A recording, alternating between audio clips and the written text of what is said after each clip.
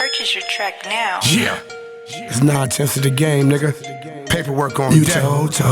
Pesos. Paperwork party is now in session. You testified, you told. Let's go. You testified, you told. Uh-huh. You told. 9/10. You testified, you told. You testified, you told. You testified, you told. You testified, you told. I got real niggas that'll kill niggas that'll never sell they soul. You gon' fuck around and get fucked around. You testified, you told. You testified, you told. You testified, you told. You testified, you told. You testified, you told. I got real niggas that'll kill niggas that'll never sell they soul. You gon' fuck around and get fucked around. You testified, you told. You testified, you told. You testified, you told.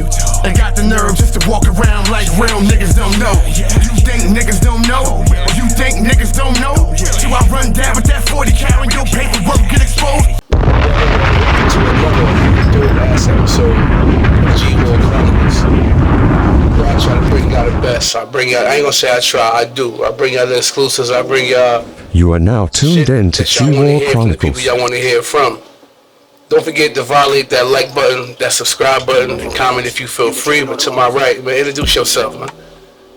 Man, you know, Tommy H, Jersey City, Wetlands, Hustling American Way, you know. A dad, brother, a son, you know, and just trying to be here, man. I'm just happy to be here, man. I appreciate you, man, for pulling up, man. Already You know. already know the shit, man. We got, we go back. We got history. We go back, you know what I'm saying, high school days when it was all good, before the cases, before the crimes, when it was just Coogee sweaters, Averexes, and trying to get a Honda Accord with the flip That's right, lights. And, with the rims. you know what I'm saying, with the rims on it and all that. You know, we come from Jury.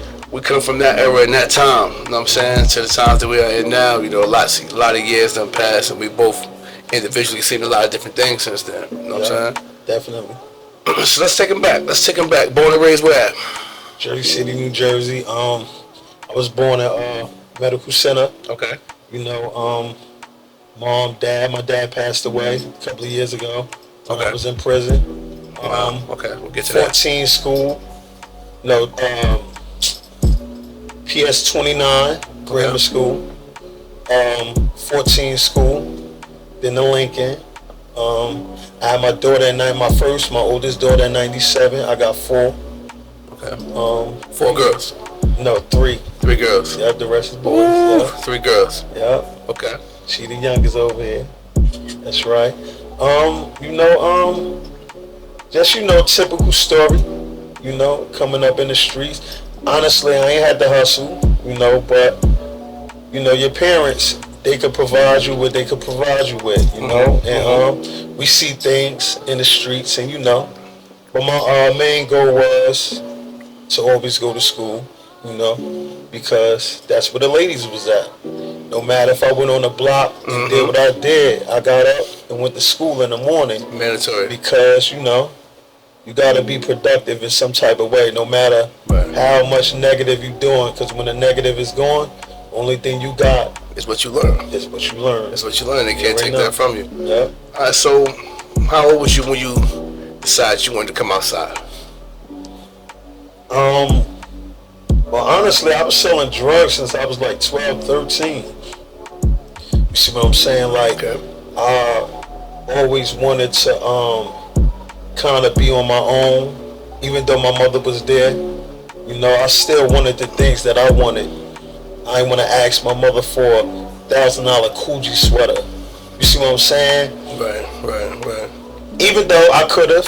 Right. You know what I mean? She probably But would have got it. ain't no telling what she would have tried to do, or because how many hours she would have tried to. Right. You know what I'm So, saying? when you see it's like eye candy. It's just like you seeing a pretty lady, a nice Benz, whatever car you like, some jewelry, some clothes, and you just want to say that, you got it on your own. You know what I mean? And Say that. Say it that. is. You know what I mean? It is what it is. Say that. Yeah. So, age 12. Age 12. That's grade. What you in age 12? I was in grammar school. 7th grade, 8th grade. 7th grade. 7th grade, 8th grade. So, what was your introduction to the streets? As far as was it My introduction was walking out the door and seeing the hustlers on the corner. You seen the things that they had. You know what I mean? You kind of looked up to that. But honestly, I'm still playing basketball and stuff. But you know, we still seeing the things that was going on in the environment. A lot of people don't understand that walk to and from school is very important. Yeah, that'd be important. Because in those 8 blocks that we gotta walk to school, say 8 to 10 blocks, I'm seeing fiends. Yeah. I'm seeing hustlers. Yeah. I'm seeing. You know what I'm saying? You see so much. Yeah, you see it. You know what I'm saying? And then I gotta sit in school and then be productive and think about the good stuff. When I just saw somebody get their head blown off. I saw a nigga under a sheet. I just saw crack files on the ground, weed baggies. You know what I'm saying? My homies. I seen some of my friends' mothers on drugs. You know, dudes that was like my best friend or good friends or close friends. You know what I'm talking about? You see that, and it's. You know, it just happens like that. I mean, and that was a major thing, seeing your folks.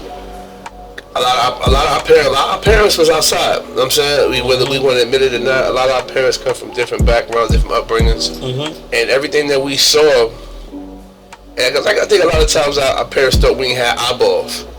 Like we see certain, you know what I'm saying? Like we was like seen it. Yeah, I mean, we see it, we heard it. Just because you tell me go in the next room, I still hear what's going on. Like, I'm not stupid. Like, you know what I'm saying? So. But as parents, they wanted to keep us away from those dangers. But like you said, we still seen it. And sometimes it's like your parent telling you, don't touch the stove or you're going to get burnt. But in your mind, you want to see how that pain going to feel. It's similar to the streets. Nah, don't be out there with them guys. They playing dangerous. They living dangerous. Right. And you be like, well, shit, ain't nothing happening to them. Right. You don't really see it for what it is while you that age. Right. So you go and explore. And sometimes exploring, make it get killed. Make them get killed. You make it kill somebody and go away for a long time. Okay.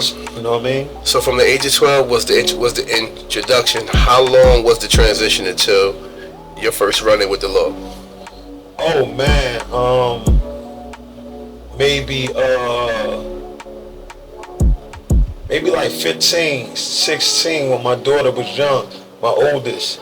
So I always had guns. You see what I'm saying? But it was more like, more of me being defensive. I was never a person that wanted to take. Right. Because I felt like hustling was just right there at my door. Right. So it's like if I knew I could go out there and make it, what the fuck I'm robbing for? Right. I mean, I tried it before, right. And it wasn't me.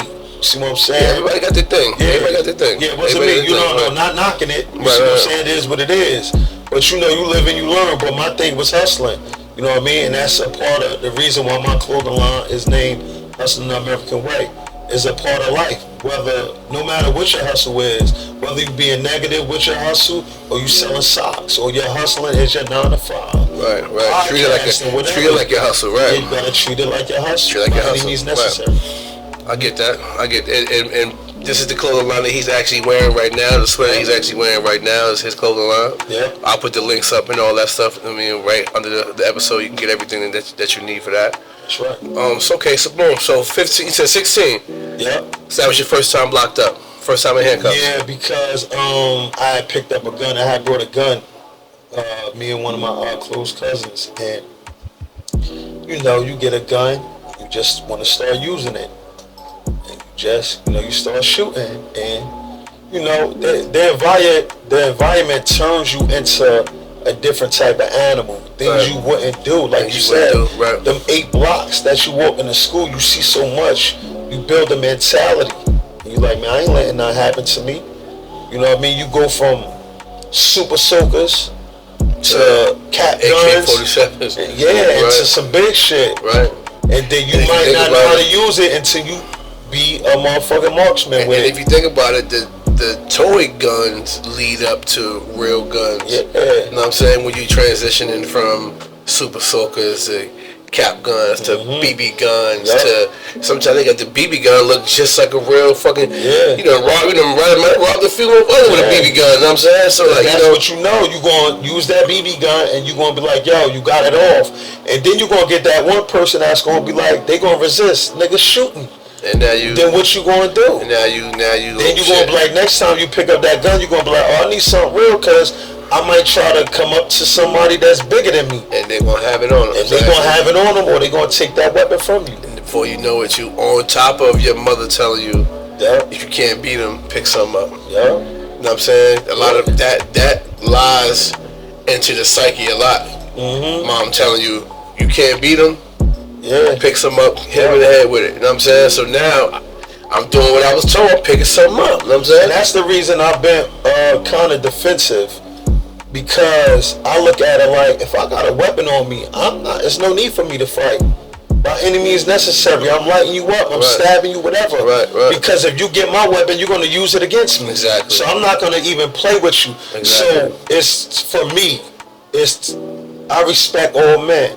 You see what I'm saying? No matter who you are, whether you somebody I grew up with, somebody I don't even like from a different neighborhood, but you learn to have respect. Because just because we enemies, we still can respect each other. Respect each You other. still can coexist. Right. Very We true. can be in the same room. As long as I ain't fucking with you and you ain't fucking with me, it is what it Cool. is. We meet you. It's when we start disrespecting each other. That's when Yeah, things stay in get out your of lane, control. I'ma stay in my lane, and we can coexist. It's crazy. Just on the way here, we're gonna get back to just on the way here. Me and her was just talking, and I was like, yo, I want to make plans to go to the spot. And I'm like, man, you gotta have that. You know what I mean? Or you going like that? I said, man, why? I mean, she like, well, if you feel like that about going somewhere, why even go? Yeah. You know what I'm saying? And I'm like, that's kind of how you gotta feel going anywhere nowadays. Because it's your natural instinct. It's your natural instinct. Then having a woman with you Yeah. adds on to the probability of the situation transpiring. Yeah. Because you got niggas that's professional crash outs. Yeah. You know what I'm saying? 3 soft niggas is a whole tough nigga. Yeah. You know what I'm saying? 3 soft Definitely. niggas is equal to 1 tough nigga. You know what I'm saying? Because you can be with your lady, and hey, ma, and it's like, bro, you see me with my lady. Why you gotta? What's your issue about? You know what I mean? Because people lack respect, and sometimes they don't understand that. Yo, respect will take you a long way. A long way. A long way. A long You ain't gotta know somebody to respect them. You know what I mean? Respect is just a natural instinct you're supposed to have as an adult or even somebody young. Right, You know what I mean? right. It's a way of life, and you need it. And a lot of people don't get it that just being outside sometimes. You know, I've been in situations you might hear somebody talking crazy, man, shorty ass foul, doing all the extra.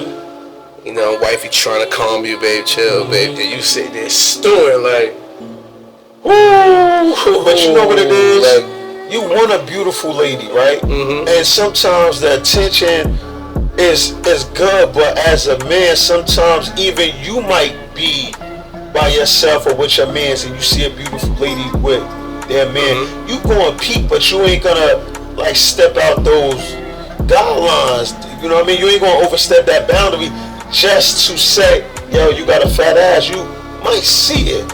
You know what I mean? right. Mention And all of that. and I respect him with his lady. Yeah. You know what I'm saying? And I would check one of my bro, yo, chill, bro. His lady. Do that. Chill, bro, but you got some niggas, as soon as you walk to the bathroom, they running over there. You know what I'm saying? It's clown behavior. Even ass niggas. And- And sometimes those be the niggas that don't make it. They can't, like you said, 3 dudes is one tough nigga. Right, But if he right. by himself, he wouldn't even say He that. wouldn't even- he Because wouldn't you would walk past him and look him in his face, he might tell his He wouldn't tail. even move like that. He might even open the door for you. Hey, And big those- bro. and- Yeah. And those, Hey, and big those, bro. and You those only be big the, bro, he don't even know you. and those be the professional crash outs Yeah. that don't care nothing about going to jail. They don't got nothing out here to begin with. You know what I'm saying? And Honestly, most of those dudes, they be weak. They don't really want to go to jail. No. They just, you know, they ain't even wolves in sheep clothing. They just sheep want Right. to be down. You see what I'm saying? Everybody can't be a leader. Everybody don't know how to be a leader. You see what I'm saying? I'm the king of my home. I'm not the king of no block. I'm not the king of no streets. I'm the king of my family and how I run my empire within my family. I'm not the king of nobody else. I'm a man at the end of the day when I walk out the door. right, You know what I exactly. mean? That's the best way. He said something like really powerful Speak on it. because a lot of men feel like I'm the king and leader everywhere. And it's Right. not like that. You walk around with this superiority complex. Mhm. But what you just said was key. I'm the king of my own home, Yeah. my empire. I run this, and that's. If you have that mentality, you won't walk around crashing Yeah. out. You won't walk around like when that. you secure with self. Right. When you one thing about being a man, when you secure with self, you can look and peek when you see insecurities in other people because you know yourself. You know what I'm saying? I know what I'm gonna do. I know what I'm not gonna do. I know my limits. I know where I'm gonna go. I know where I'm not gonna go. You know what I'm saying? So, not taking nothing away from you and what you gonna do, but this is how far I'm willing to go with this. You know what I'm saying? And at the end of the day, here it is. I came outside with the intentions of coming to dinner, catching the vibe, and enjoying just being outside. You know what I'm saying? You just want to make it home and be safe, like without all of the other BS and shit. You know what I mean? Because at the end of the day, you see danger when it's coming. You could get out the car and be like, these niggas, man, I hope I ain't got killed. You can see the energy. It's just like being in prison. When you in the TV room, when you in the day room, you can tell like this nigga right here gonna be a problem. Let me distance myself because I already feel it. I already see what type of time he on. Let me remove myself right now because I already could tell he on a crash out mission. You know what I'm saying? And it's just an energy that you can see, and this is why it's good to be a room reader. You got to pay attention to what's going on. You know what I'm saying? And as a man, the key thing for me is you want to avoid the bullshit too. When you see it, you might be like, man, I'm going to get out the store and go right here. You see the crowd, you might be like, you know what, I'm going to go to another store. I'm going to just go to the gas station just to avoid it, because avoiding it don't mean you're a sucker. Don't mean it actually you makes you... just perfect example, you know we've been in prison, right? Your mentality is, I was a dog for these first 4 years, and then you kind of settle down. You like, you know what? My kids coming to see me, my lady, you know what I mean, my mother, and you know what I mean, your support system. So you might say to yourself, you like, you know what? I'm not gonna go to the box. I'm gonna avoid playing basketball because I know this nigga, he get wild, and I'm gonna have to choke slam him. And then you know when DOC they come and grab you, it ain't about who started it. Both of y'all going. Both of y'all going in the bang. Even And we gonna leave it up to the board, nigga. We gonna Right. get you a hit, and you going back behind the wall. What you gonna tell your family? And they been coming to see you every weekend. You gonna say to them, they gonna be like, well, Thomas, if you know that you needed to avoid that, why you ain't just go in the room? Don't play basketball then. Right. In your mind, you like, man, I'm here. I'm outside with the wolves. I don't give a fuck who you is, nigga. Right. I'm in the mix of it. And that's just the gorilla side of us, where we just gonna go out there and do it. But sometimes you gotta pull that gorilla back, because that gorilla inside can also jeopardize all of the good shit you got going on. Hell yeah. You know what I mean? Hell You yeah. know? So with that being said, tell me about the first time handcuffs was placed on your wrist and that door closed and you realized you couldn't go nowhere. I mean, for the first time I was young, so you don't see like, yo, this is my life. It's an experience. So you like, fuck it, I'm here. You ain't even thinking about the consequences, because that's what crash outs do sometimes. When you young, you don't see that spiral effect until you actually in it. So when you young and they put them handcuffs on, you like, man, yeah, this what it's about. It's a story to tell, to the because county, that's head when to the youth that house. journey starts. Heading to the youth house, right? Yeah, I'm heading to the youth house. And then you got, yo, man, I was in there, I seen you. When you go in prison, you see a lot of the people that you haven't seen for years. You be like, yo, this nigga, oh shit. He been in here this whole time. He been in here. We was in the same class. Where's this nigga been at? And then you, out of sight, out of mind, you forget. Forget about him. And then you go through those situations in life with them handcuffs, and you see the motherfuckers in there. So what do you think, for a youth coming up in our era, was so appealing about jail? Like, what was the, just on the flip side, it should have been, hell no, I ain't going back in there. But we embrace it like, yeah. Like, you know what I'm saying? Why is jail more thriving than school or college or a good job? Why it's like we get our stripes from going to jail? What you think that was from? I mean, for me, because I like to keep a lot of shit on the eye, for me, I ain't want to go to jail, but I was just doing everything that could send me to jail. So I just knew that whatever the fuck I did, I had to man up, because snitching is not an option. Not an option. So you embrace it, you accept it, and you stand tall, and you walk in your truth. So when they put them handcuffs on, you be like, listen, if it ain't life, it ain't forever. and it just is what it is. I'm gonna walk in it. Right. You see what I'm saying? Yeah, lean into that shit. You gotta take it. Okay, so 16 was the first time, little county shit. Yeah. Got that taken care of. Yeah. What was the next situation? I caught a house raid. Like I said, I graduated from high school. Then I went to college. But you know, hustling, you know, who don't love money? And it's, again, for me, making money is not by any means necessary. Because, like I said, I'm not robbing nobody. Right. And I ain't killing nobody for petty money. I'm only protecting myself. So whatever happens is going to happen. Right. But, I caught a house raid, and you know, I was running with a crew that, you know, the police was watching us. You know, a lot of the people that I used to run with, you know, murders, selling drugs, and they want guns. They want us off the streets. They want us off the streets. But we looking at it like, man, it's like, catch me if you can. Right. And that's what that was. So that first bid, when I went to BT, I caught a house raid. You see what I'm saying? And how old was you on that one? I was maybe in my early mid-20s. Okay. Yeah, in my mid-20s. So you had a good run from 16 to... Oh yeah, hell yeah, because the only my first trouble was the gun. Okay. And see, where I'm from, the courts, when I got locked up, if your parent lived there, because I was shooting in my complex. So what happened was, my mother, we could have lost our house. Right. You see what I'm saying? Right, yeah. So we had a townhouse. Right. You know what I mean? I lived over there, you know. I was born, I didn't always live on Oak. I was born in the woods, Kerry Woods. Okay. And then I moved on Stegman and Rose Street.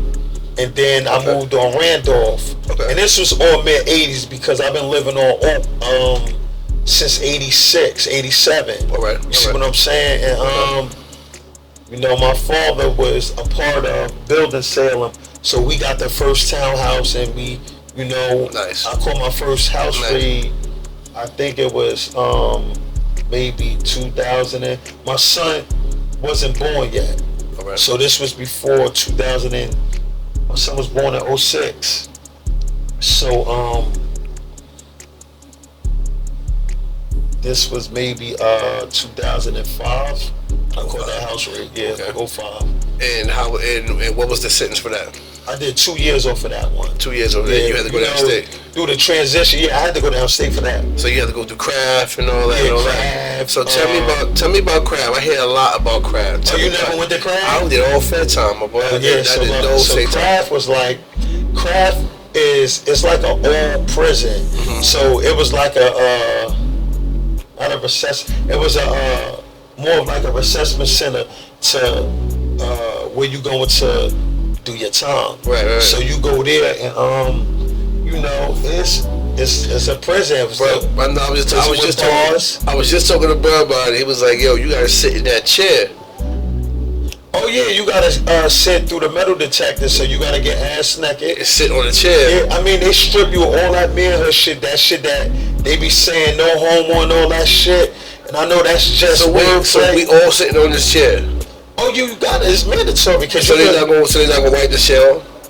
Oh no, ain't none of that shit. So hold on. So look, let me walk you through it. So back then, now if you had hair, anything, they give you lime. You gotta put it in your hair, and you have a jumper. So we all naked. You gotta wash, get in the shower, and you gotta sit your ass on that chair. You gotta bend over. You gotta squat. For men, they gonna check your ass if you got drugs, weapons, and you gotta sit on the chair. You gotta put your beard side to side, sit on that motherfucker, see if you got any metal. If it go off, you know your ass going to lock up. If it don't beat, you know. Go and put then the next person come and do this. Then the next person. There ain't no wiping off. Your ass gonna be wet from the shower. Or if you a fiend, if you sick or whatever. Listen, all of that good shit that's going on out on the streets, and when you get locked up, you go through the hell. You go through all that. So he, fiend start dope. He start dope singing. He throwing up. He shitting. He doing all that. Oh, they gotta sit for that. I gotta sit behind him in that chair though. Nigga, if you on a bus and they throwing up shitting, because when you get locked up, they be needing that dope. Whether you're a dope head, cokehead, weed head, dust head, pill head. They all got those after effects. When they ain't get it in a couple yeah, of weeks. because you know when you drugging and you that's like right now, we drinking. We ain't feeling it. Right. But if we drink too much, that you wake up in the morning and you gotta go to work on Monday, you gonna be like, oh shit, I feel fucked up. Right. It's the same thing. Same thing. So I don't judge nobody on what their vice is or what they do, because this liquor is just as worse as any other drug. You see what I'm saying? Sheesh. So, I got to sit on this Too chair. much of anything makes you an addict, my guy. So I got to sit on this chair. Yeah. I'm still going up the chair. So you ain't gonna give me nothing to wipe this. I don't got no tissue. I ain't got no paper towel. I can't get no tissue or nothing. I'm probably gonna be that asshole that they probably kick ass. Oh yeah, they're gonna jump on, especially going do crabs. Ain't nothing but big white boys. Your size, nigga. And I'm smaller than you. I'm 5'10". You know what I'm saying? I got my weight on me. But what I'm saying is, big ass. we beat the shit out of these white boys. Right. You see what I'm saying? Right. But you're locked up. You got a motherfucker there 6'10", big white boy that don't respect you. He don't give a fuck about you, and then you're black. On top of that. So it's like, say yeah, get a rag. They gonna make you the rag. So what's the living conditions in there? And just because we haven't hit the state yet, we going through crap. What's the living conditions in there? Like how's like? Well, if certain people stay in craft, maybe like if you was like a illegal judge or rapist or like an ex-cop, right, they'll keep you there. Okay. But like most of us that got time, we ain't staying in craft. The most you might stay in craft is maybe me keeping it on the eye. I never stayed in craft for more than 2 weeks. You see what I'm saying? Because once you go to the board, they're gonna tell you what prison you going to. Okay. So it might take time for that prison to come and get you. So say like, off that bed, I was going to, I went to craft all of my beds. You see what I'm saying? Craft is a mandatory if you're going downstate. I've never been to federal, so I don't know what it's like. Right. So if you're going downstate, nigga, you're going to craft, hands down. Okay. You know what I mean? So you go through craft, and because it's a transitional place. Your first stop was where? Bordentown. So you go from the county. Then if you a juvenile, you don't go to craft. You go to what's the shit? The youth house. Youth house. Okay. Yeah, you can't go because prison is for adults. And then from the youth house, you can go straight to. Yeah, you can go straight there. Yeah. Okay. You see what I'm saying? Okay. And you don't go do I mean, see, I don't know. See now, like I said, I've been home for 4 months now. Okay. And you still got to go to craft. You know, we adults, we going to prison. We can't go to Bordentown and all them, youth correctional facilities. We going to prison. You caught a violation, right? No, what, on this bed? On this last one. No, I shot somebody. Holy shit. Okay. Yeah. Okay, so we're gonna get to that. All right, tell me about Bordentown. Yeah, like they said, Bordentown was gladiator school. And it ain't for the weak. Even that time when I was down there, it was real because it wasn't always 23-1. That was my first 23-1 prison because somebody just got killed down there. So all that freedom shit, nigga, you're in the room all day. With another person? Nah, you could get a single room in BT back then. Okay. You was able to get a single room. Okay. You know what I mean? Because I was in a single room. I went from E1 to E3, then I went to the camps. 23-1. How long of that you had to do? Oh shit, it depends on your status. And it depends on your bed. So if you got your status, just say, if you got a long stretch, nigga, you're 23-1 that whole bed until you go to the camps. So the camps is something like the dorms. Right. Where everybody, you might be in a cottage with 8 bunk beds. Okay. You see what I'm saying? And you're out all day. So you're not out all day, but you're out most of the day. There's no cells, there's no doors. How do you survive 23-1? How do you get through that? I mean, it's a mental thing, man. It's mental. What helps is I did 18 months in the box. Yeah. And after about like month 7, I was playing spades by myself, type shit. Yeah, you learn to. You gotta live with yourself. Me and my homie was yelling through the vent playing chess, and we wrote we got the chessboard is alphabetical in numbers. We wrote the chessboard out, made our pieces, and played chess through yelling out numbers. Yeah, you know what I'm saying? And people at hospital like, bro, you can play chess with somebody in a whole other room. But check this out, like you said, you never did a county bid. So in the county back in the day, to talk to somebody upstairs or downstairs, you would scoop out all the water in the toilet bowl. Okay. And now this was a place you shit and piss at. We would clean it out. All the shit, all the piss, throw up, whatever you got going on, you can run a string through there and drop something through there. You see what I'm saying? So then if you hear somebody talking, you be like, yo, who that? Then you'll scoop out the toilet. And if it was somebody that you knew, you talking to them through the toilet all night. Through the toilet bowl. Through the toilet bowl. They call it fishing. Or the vent. They call it fishing. Yeah, you can fish through the toilet bowl. When I caught my Fed bid, they caught me in Jersey City, held me. I was on C3 for about in the county. Yeah, about 3 weeks, and then the feds came and got me from the county, drove me down to Virginia. So that's when I went to the county before, a little high school shit, but this one was more so like, I'm on the tier, I'm on the dome, seeing what's going on. Like, this shit different. Like, you know what I mean? Probably come with his little comb and he got the cigarettes and the nigga upstairs. I'm like, yeah, what the fuck? Cause you're saying if I was in the county and then you came in, and I'm like, oh, yo, bro, you need something, whether you smoking or you want to sell something, right. I'm going to send that wire down and you going to grab it through the toilet bowl. That's crazy. See what I'm saying? They got to be a certain size. Can't be too big. Got to be compressed. No, I can't. As long as it fit through the whole, whatever you wrapping up. I'm saying we got all day. You're locked in. Right. All day to perfect the shit. All of the negative shit. You see what I'm saying? You got all the time in the world. All the time in the world, right? Yeah.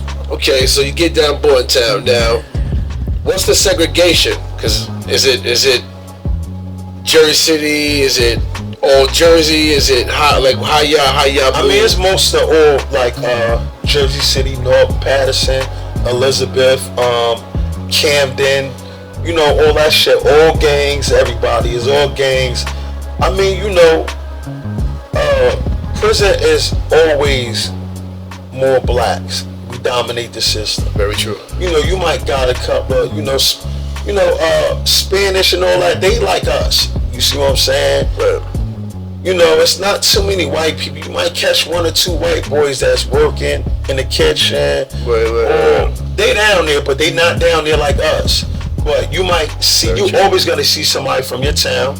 Right. But you like me. I was real cool with a lot of people out of town. I was cool with everybody. You know what I mean? Because I don't play with people. Don't play with me. Right. Respect is respect. And it'll take you. You might have someone's that might try you because I got in an altercation down BT. Okay. You see what I'm saying? But, you know, like I said, most of the shit that I've gotten into was never because I started. You know what I mean? So what's some of the shit, for people that don't know, what's some of the shit we fight in jail for? What's some typical shit? What you got into your first scuffle in jail? Yo, shit, you can fight over the simplest thing. You could be playing Monopoly. You could be playing dice. Nigga could look at you wrong. Nigga could be like, man, give up the phone, and you talking to your lady or your lawyer, and you like, man, what the fuck you mean? Get off the phone. Some niggas ain't built for it. They gonna be like, here, you're not taking the phone from me. Right? Not when I'm talking to my family. Right. Because if you a man, respect is respect. Like I said, it's 23 and 1. So in that 1 hour that you're out, Everybody trying to phone, shower, get a shape up for that visit. You gotta do all of that shit in that 1 hour. And you might got some people that wanna hog the phone. And you like, bro, as a man, I know in that hour I wanna talk to my girl. How many phones are we talking about? I mean, on the tip, like in the county, it's probably like 8 phones in a line. Okay. But then you might got 3 of them that's broken. Right. And then you might got somebody that want to be on there all day, then they want to pass it to their man, and then eventually you like, man, listen, you know, as any man would do, hey, bro, can I get a call real quick? I want to order my canteen. Because sometimes you get on the till, you might not know nobody. Right. But then if, you know me, I know a lot of people, so it's automatic kind of for me. It's like, yo, T, what you need? automatically. Right. And I don't really need nothing, but when you get in there, you need shit because you gotta start out in a way because you might gotta put minutes on your phone. You might gotta show your girl how to do it, your mother how to do it. Right. They might not be so savvy with it at first. Right. You see what I'm saying? Right. So you might be like, I might be B, yo,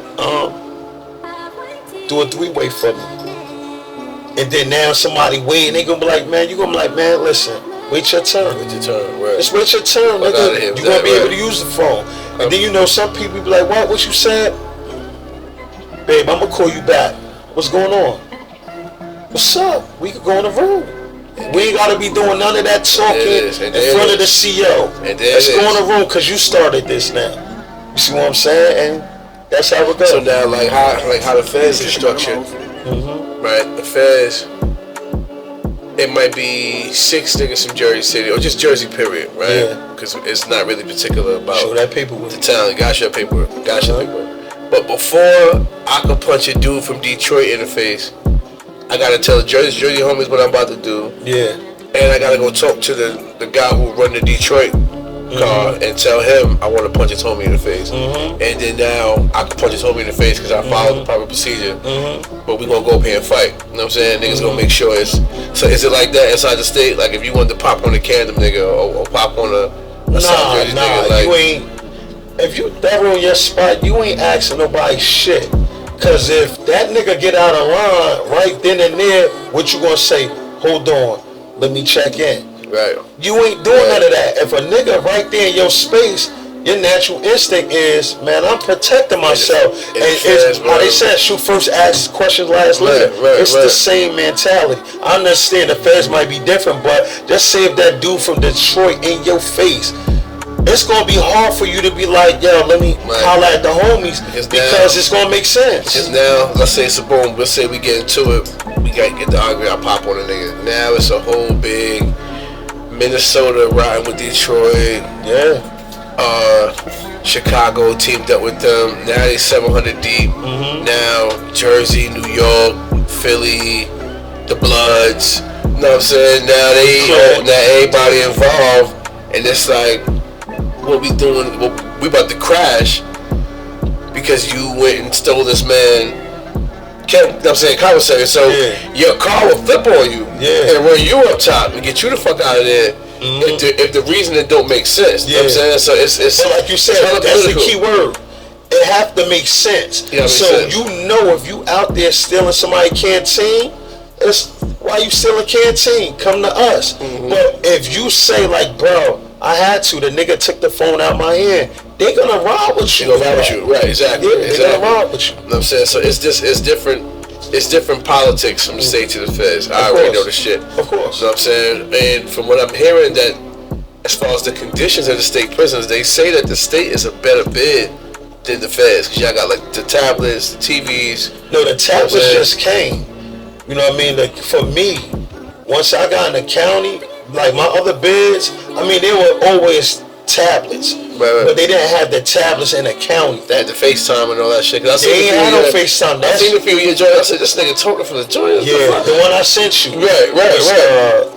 Off the tablet. Yeah. They didn't have that on my other bids. That was just this last bid right here. So they making it very easy for people now. Like, I go from the... you paying for that shit, but the communication is much better. It gives you...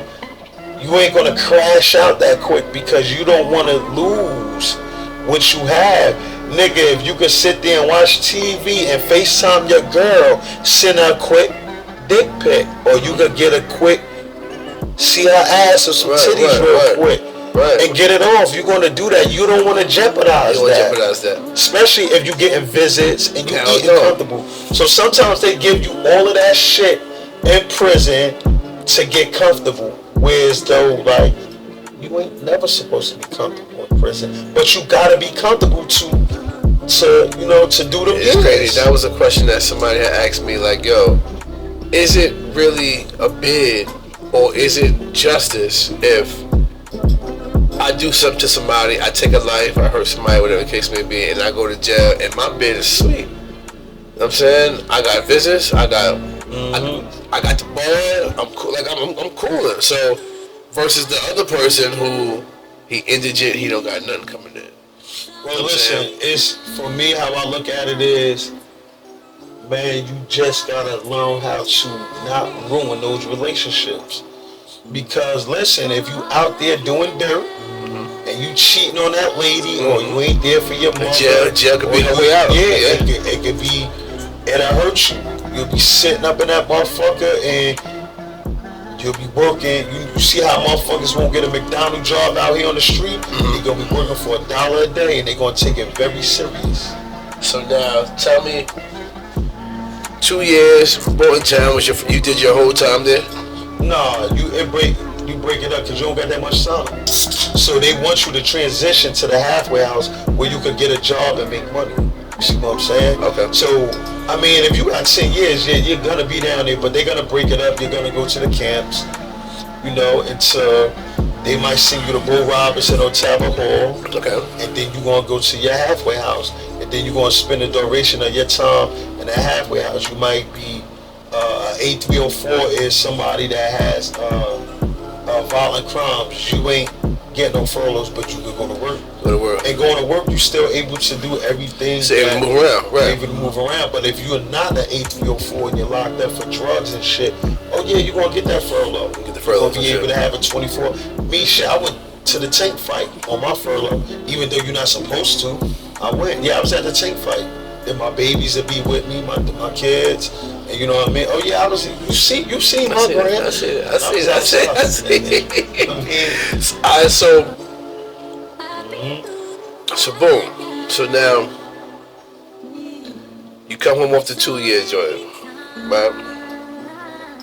Your wife or your lady, or you have somebody riding with you during that bit? Yeah, my son and daughter mother at that time. Yeah. At that time. Now, she wasn't born yet. She was born maybe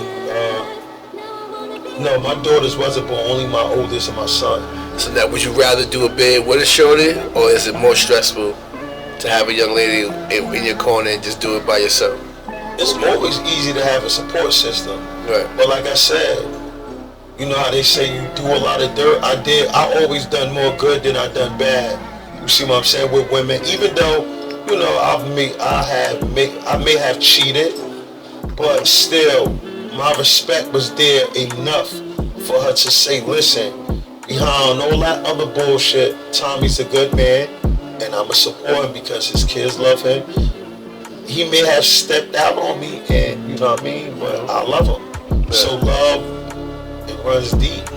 You know what I mean? So now, what was the relationship like with your oldest as you doing these transitions, going back and forth to prison? I mean, my kids, I just posted a picture of me and my daughter and my son at the visit. See, my son was a baby. I was holding him in my arms. And my daughter was maybe like around 10 or something like that. No, my daughter was maybe 8. But my relationship with my kids, like on Thanksgiving, we all together.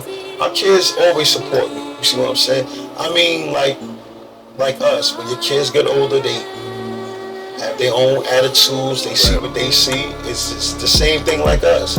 You know, we was mama's boys or daddy's boys. Mm-hmm. You know what I mean? When you young and then you get to high school, you come into yourself. You see what I'm saying? And it just is what it is. Time repeats itself. Life repeats itself. You know, we get older. Right. We young, we get older, and we move out that nest. But you learn to stick close to your parents if you have that relationship. You see, I'm here with my daughter. Right. You see what I'm saying? My son go to King University. He works. My other daughter is a CO. My other daughter, you know, she do dance and all of that stuff. And you know, we all close. I'm close with all my kids. That's what's up. I mean, that's what's up. So is that part of your, or the main reason for your foundation to make that your last bid, or? Yeah, I mean, it starts with me again. Because as a man, you don't want to, I'm 44, you don't want to be in prison forever. You don't want to just be in there for self, because even your support system, they your support system. They not sleeping in the bunk beds with you. Right. They not eating that mess with a big ass cockroach right there. You see what I'm saying? When it's 80 degrees in your room, nigga, it's really 120 degrees. But when it's cold like this, You step on them floors, nigga, it's ice cold.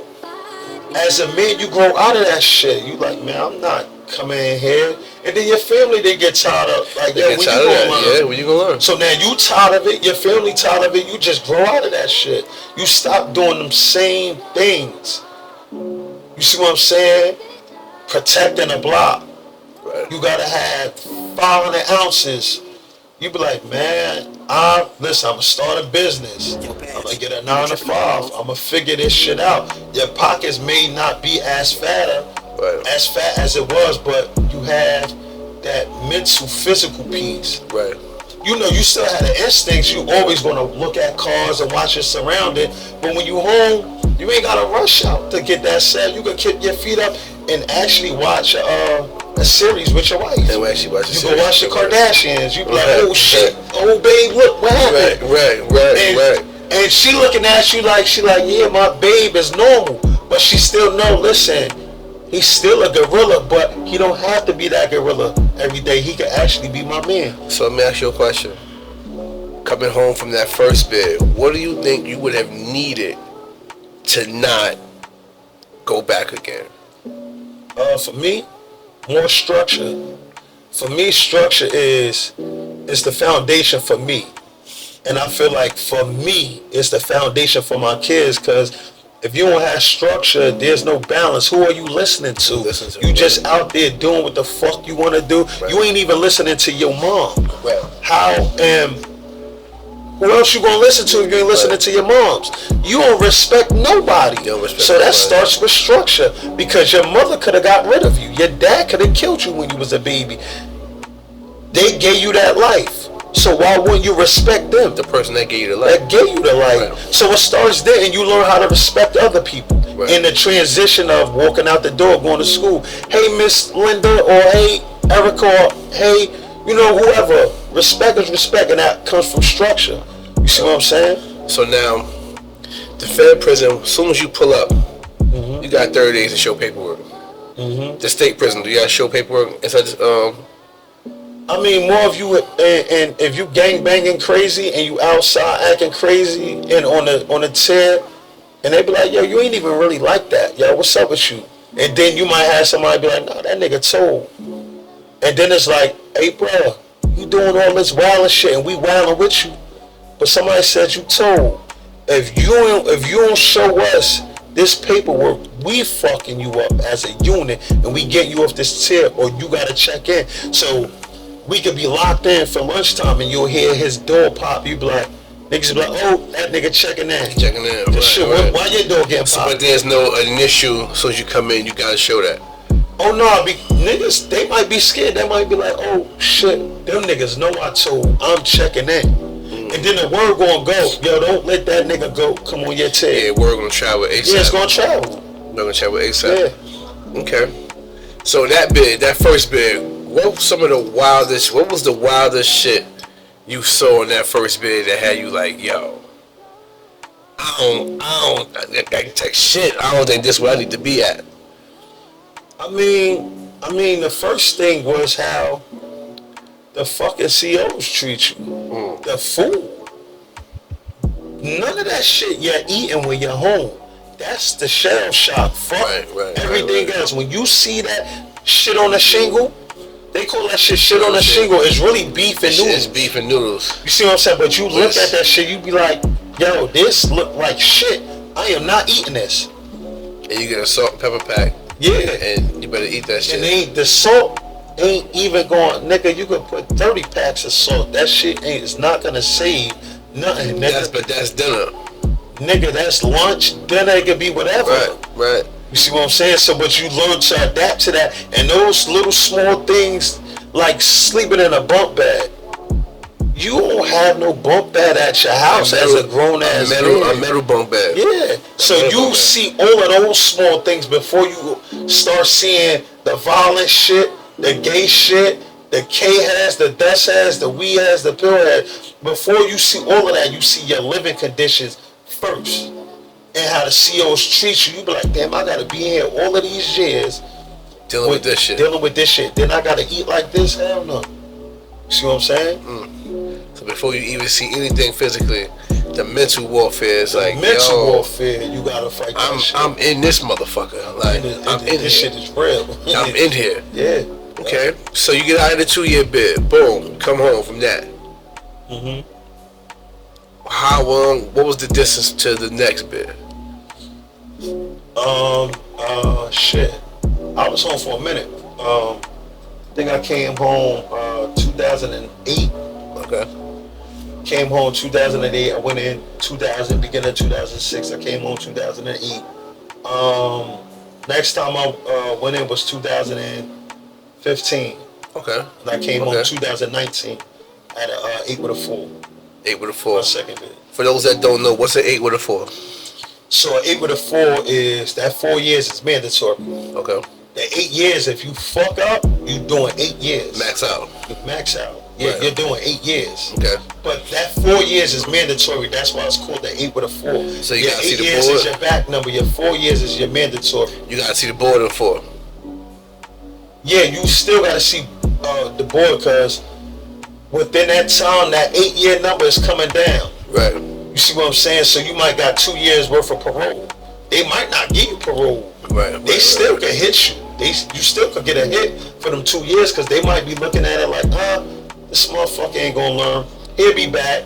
Hold on to these 2 years to max it out.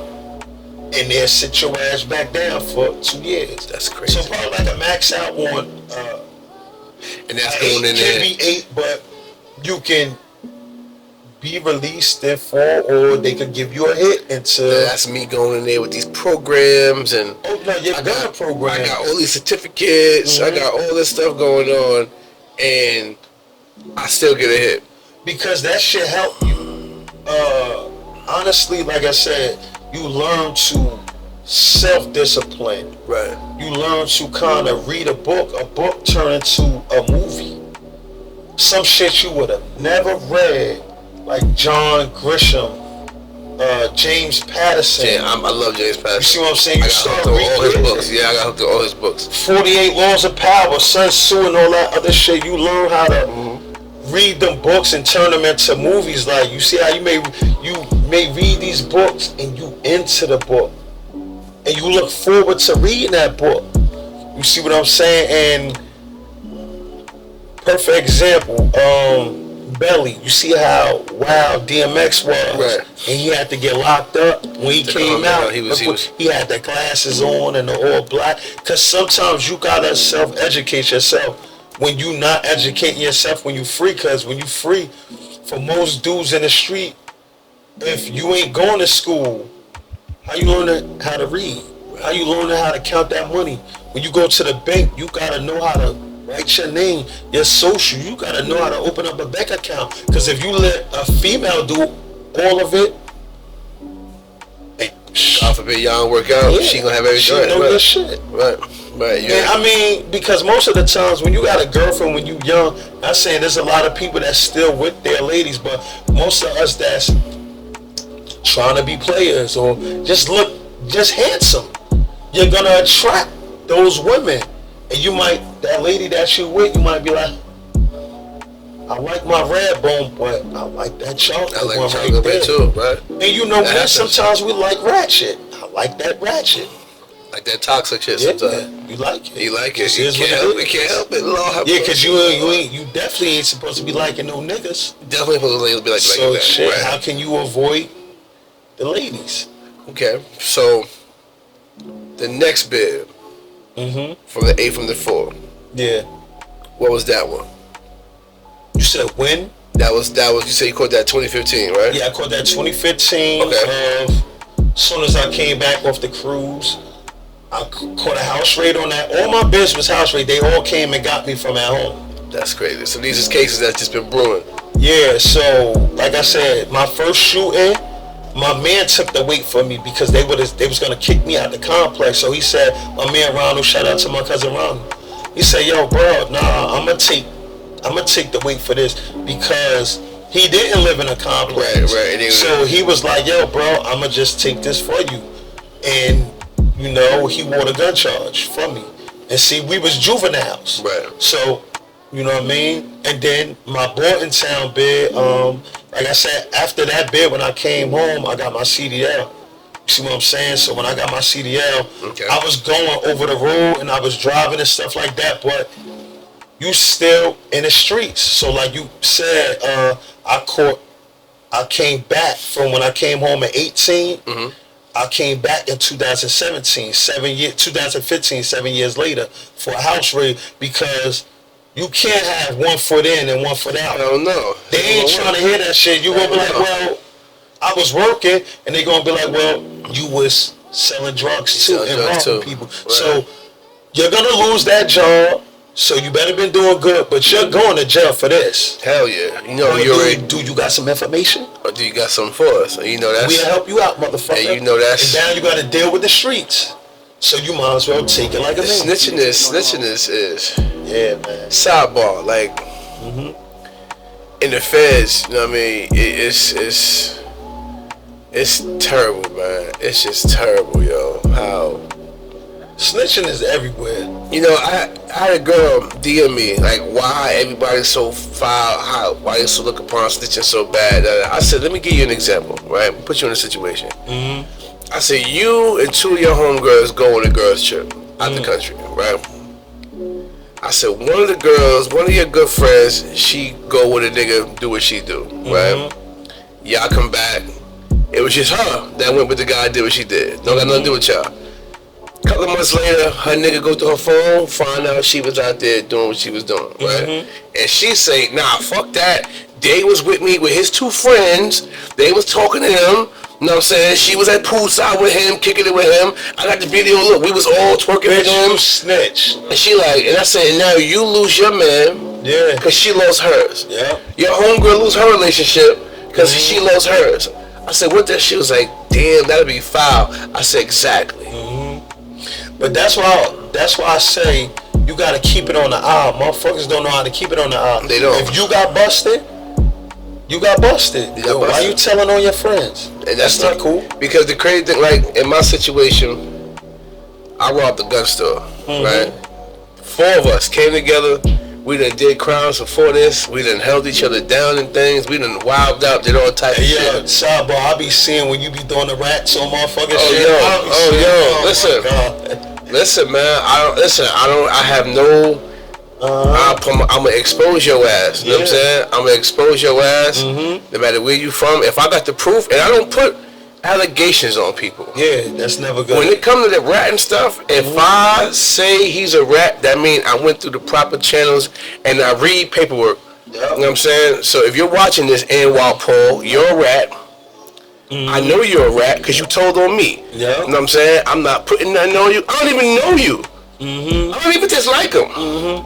Don't even know him. Yeah. But you came in the cell, whether they sent you in the cell or what you heard from you in the cell, you took that and you ran with it. Either way it go, you wrote a statement on me. Yeah. You know what you did to me. I don't need, you know what I'm saying? If you want to fight, we can fight. If you want to meet up, we could do whatever you want to do. If you want to defend your ratness, you know what I'm saying? And I'm gonna continue to drive on that. Like, if people who are around him need to know. You know what I'm saying? Because I'll be a sucker if I didn't expose and let niggas know what's going on. You know what I'm saying? In the 3 prisons I've been in, if you a rat, your ass is out of there. Yeah. Period. But you know how I look at that snitching shit? I don't get too deep into that shit. Cause you know why? I don't got no time to be calling nobody out for their shit. You know what you did? It's gonna come back to bite you in the ass. So I don't want to be a part of your transition of you going through what you going through. Right, and even if you snitched on me, I'll deal with you face to face. I get you. I'm not going to tell nobody to do nothing else. Listen, nigga, I'll see you when I see you. But until then, I gotta go through my transition. But sidebar real quick. Nipsey Hussle, right? I was locked up. I was in Craft. I cried when Nipsey got killed, right? I was in Craft. So coming to find out the story, he called the dude a snitch. So my mom was like, did Nipsey really have to call him a snitch? You're the person that's making the millions, right? If he came into your store, you should have just said to your man, Get him the fuck out of here. Get the fuck out of here. You ain't had to say that. Because Yes. you know why? He's not going to go and kill your man. You see how he killed Nipsey? He shot him, kicked him in the sack. He shot him disrespectfully. Disrespectfully. Right. And I felt as though me, keeping it on the eye, Nipsey would have been here if he wouldn't have said that to that man. If he would have said, yo, listen, bruh, B, get this nigga the fuck out of here. Or serve him, get him what he needs. Get him out of here. Hey, yo, bro, you shopping? I grab you. There's no walking around here because you already a snitch. Right. You probably snooping. But Right. if you want to spend your check, all money ain't good money. So, with you knowing that he a snitch, you could have been like, security. Not even in his face, you could have pulled the security from the back. Listen, get this nigga the fuck up out of here. Right. And Or respecting that you got a business, you just ice him. You know what I'm saying? What's up, bro? Yeah. Size 2. Yo, get him a 1X. Get him. It ain't no I would have conversation said with you. that too, Ain't no- because as a team, you got a team for a reason. Right. It's chain of command. Yo, whoever your forces is, you paying them, they probably ain't rapping, they ain't getting no money, you the millionaire. Get this nigga the fuck up out of here. Get him away from me. Now, Get him the fuck out of here. I'm a slide. I'm the principal. Yeah. I'm the principal. I'm the money winner. I'm gonna slide. I'm gonna roll. You know what I'm saying? Y'all get this nigga the fuck up out of here. Get You him know what the I'm saying? fuck up out of here. A lot of this hip hop shit. I mean, when you look at what be happening to these rappers, I mean, had they been on point, had they been on cue, you know what I'm saying, just a little bit more, you know what I'm saying, a lot of them would still be here. You know what I'm saying? I believe so. A lot of them would still be here. Hell yeah. And the same thing in the streets of Jersey City. You know what I'm saying? We know a lot of people who graduated with us, bro. You know what I'm saying? I was a year behind you, who no longer with us, yo. Yeah. You know what I'm saying? Yeah. Beefs that's still going on 25, 30, 35 years later, that's still here, still relevant. You know what I'm saying? That, what you gonna do? Beef forever? Like what we gonna do? Like, I'm saying, like, when does shit come to an end? When does shit come to a halt? And this is where we come in and help these kids out, because they're going through the same shit that we went through and don't even know why they're going through it. I mean, you're supposed to help out the youth. You're supposed to help out a grown man if you can, because knowledge is key. Don't matter Right. who it is. You give the knowledge, whether they take it and boil it up and throw it in the garbage. But if you can help somebody by giving them a little bit of information, I think information is key. Information is key. Information is Yeah. power. So, prison life. What do you think is the hardest thing as far as adaptation to prison life is? Like, you know, you can go in there for 30 days and transform into somebody you never thought you was. You know what I'm saying? So what do you think is the hardest thing for somebody that never been in there to go through in there? I mean, again, it's similar to the streets. Okay. Like you said, that 8-block walk. You ain't from the streets. You learn to adapt from the shit that you see. Right. So it's the same thing when you're in prison. Right. You wasn't born in prison. So the shit you done took you to prison. You gotta adapt yourself in that environment because you have to live in that environment. You put yourself in that environment, you learn how to live. You know who not to fuck with. You know who not to steal from. You learn not to be a thief. Because a thief, you're the worst motherfucker on earth. You see what I'm saying? Rapists, all of that shit. So you learn how to live. Just like you learn how to coexist with the gangsters when you selling drugs. I'm not stealing nobody's stashes. I'm not doing this. You just learn how to adapt. You So know what I mean? now, in the transition in these prison bids, was there a religion behind this? No, I mean, my mother is Jehovah's Witness, so Okay. I felt like I was raised as, you know, learning the truth from my mother teaching me and being around the Kingdom Hall. So I never was interested into not knocking no religion, because I'm not going to say nothing wrong on any religion, and I'm not even going to speak on any other religion name. But at the end of the day, that's what I went through with my mother and my family, and it works for my mother, and my mother is 73, she's still here, and I feel like Jehovah always been in my corner, whether I was good, bad, and just learning to live life. And he always been in my corner. He kept my health good. He told me to, you know, all information is key. So even if you don't want to hear it coming from that person, you just got to get that information. And I just learned through things, through having my friends, my parents, and just people I don't want to be like, or people I just don't like, or just becoming a man. I want to be my own man. So you just learn, and I just stuck with that religion, you know what I mean? And it's just who I am. And you know, when I'm around my family, it's just now, is that something you're into with your family as well, or you? Well, you know, I tell my kids, like, what's important to me, like, when we eating at the dinner table, yo, you pray over your food, because it's motherfuckers that the simplest things. A motherfucker ain't eating good like this. A motherfucker ain't eating at Applebee's. A motherfucker ain't get Thanksgiving. They was on that line when Trump took that shit from them. From people, people don't even know what to do. You see them long ass lines, and they probably getting rice and bananas. They not getting that steak gourmet lasagna and all that other good shit that you was eating for Thanksgiving. So you gotta learn how to be thankful for the shit that you have. It's not about. It's about living in your means. You see what I'm saying? It is about being kind. You want to help people out. You will want somebody to help your mother. Or your kid. So you learn to help people have respect. You see what I'm saying? And so let me ask you this. So the last bid that you did, you got a beautiful little girl, you got a family.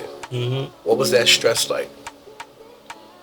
I mean, the stress was, I'm not a stressful person, you know what I mean? I might overthink, and maybe, you know, I may be stressing where I'm not thinking I'm stressing, because my people could see it in me when I'm not seeing it. So I'm not gonna say I haven't stressed. Maybe I overthought, and it just was like, man, I'm kicking myself in the ass.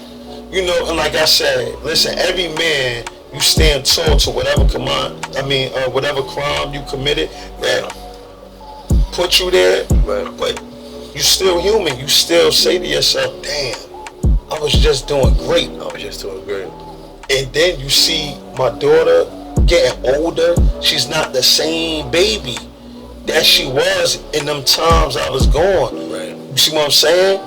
She wasn't she's 15 now. You see what I'm saying? When I left, she was 12, 11. You see what I'm saying? She's her second year in high school. She graduated. I couldn't even go to her graduation. I was in prison. You see what I'm saying? She sent me pictures. I was through the transition, but that time you missed them elements of seeing her becoming a young lady. My son, you see what I'm saying? Graduating. I missed my son graduation because I was locked up. I missed my other daughter graduation.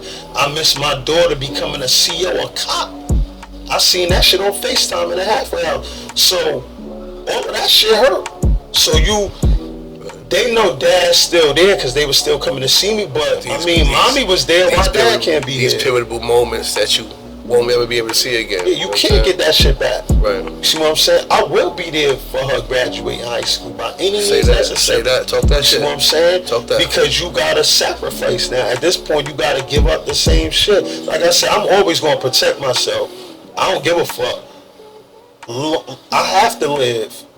So if I gotta protect myself, then listen, babies, they know they dad. Hey, you rather have your dad alive or you rather have me in a box? Talk about that shit, yeah. Yeah, you want to see your dad. So, but at the end of the day, it's like I said, it starts with me. You gotta sacrifice. You gotta take yourself away from that shit to enjoy the shit that you created. To enjoy everything that you created. So now, with that being said, right? Yep. Prison. Is it safe to say that you made it to that point of like total, I'm done with the streets. I'm gonna turn my life into a hustle. I'm gonna turn my clothing line, my trucking company. You became the hustle that you was always once chasing. And that's a period of life that people got to get to. Of course. You know what I'm saying? Like we don't always be, we start shit. But we don't always be in pocket. Like, you know what? I actually like this shit though. Like, you know what I'm saying? Like, so what opened you up to doing the clothing line and doing the trucking business and stuff like that? Well, like I said, I had my CDL for since I came home in 2008. I started hustling the American way, and maybe right before I went in on my 8 with a 4. Okay.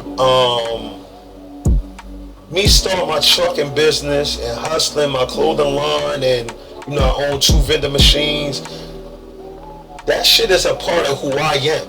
You see what I'm saying? I'm not gonna, you know what I mean? I don't do shit that ain't me. So vending machines, that's me. That's my hustle. Me buying a truck is me having my CDL for so many years. It's like, you know, hey man, you're a hustler. Why not work for yourself? Right. I got a picture of my daughter. I took her to the truck. You see what I'm saying? And I said, this how daddy make his money. But I also make my money off my clothes, my vending machine.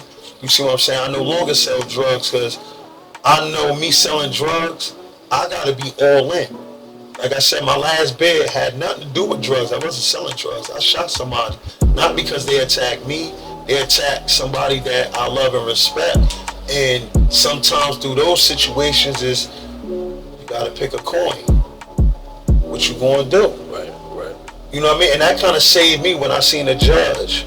You know, I said, listen, you would do that for anybody, not just somebody you know. You would do it for a law-abiding citizen. If you see somebody attacking an old lady, your natural instinct is to, oh, hey, let me protect. You see somebody trying to kidnap a little kid, your natural instinct, nah. It's to protect. To protect. This is somebody that I knew, like a brother. So my natural instinct was to protect when he couldn't protect himself. Right. So the judge kind of he understood me.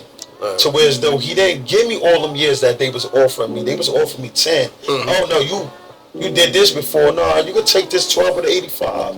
I said, man, 12 years? I still be in here. She'd be 18, 19, 20. So, you know, grace of you God. know, through the grace of Jehovah God, you know, I was able to get the 42 months, and it just helped me out. And you know, I'm here today. So anything I do, like, hey kids, what's up? Y'all want to chill with dad? You know what I mean? She about to go to the mall. I'm about to sell some hoodies. I don't gotta work today. We just enjoyed a beautiful Thanksgiving with my family, playing cards, dancing, having fun. We went on vacation as soon as I came home on a cruise. We was going for like 10 days. We went on a vacation. We stayed in Florida. We went shopping, and it was just a beautiful experience. That's not our first vacation. I took them to Disney World for her birthday. Like, we've done a lot of things, but in between those lines, if you still living like that outside, hey bro, it could be all good and it could be all bad. It could be all bad. Yep. Real quick. So I know you said you lost your father while you was locked up. Yeah. Tell me about that chaplain visit. What was you doing 2 minutes before you found out that your father had passed away? I was on the phone with my lady, and you know, my niece called. And you know, when you in jail, sometimes them phone calls will be scary. You be like, yo, why my niece calling me right now? And so I was on the phone with my lady, and she was just like, your niece calling you. And you know, we had FaceTime, and she was like, yo, you know, and mind you, Juan, my father, we have a 3-family house, and my father was just doing the kitchen. So mind you, when I got locked up, they came and got me. They had a warrant, a body warrant, because they had the video of me actually shooting him on camera. Mm-hmm. So they came and grabbed me from the house. And, you know, me and my dad, very close. So through that transition, you know, they came and grabbed me in January. Yeah. He passed away June 9th, a couple of days before me and my daughter's birthday. And I just happened to be on FaceTime with my lady, and she was like, yo, I think you need to call your sister. And, you know, it feel funny, so automatically I'm thinking something wrong with my mother, because my mother's a 3-time cancer survivor. And you know what I mean? Big shout to her. I'm not even thinking that it's any of my parents, but when I got on FaceTime, they were just like, yo, daddy dead, and he was laying on the floor. And I'm like, yo, you know, let me see him. And so I'm looking at him on FaceTime. Oh, wow. Yeah, on FaceTime. Oh, wow.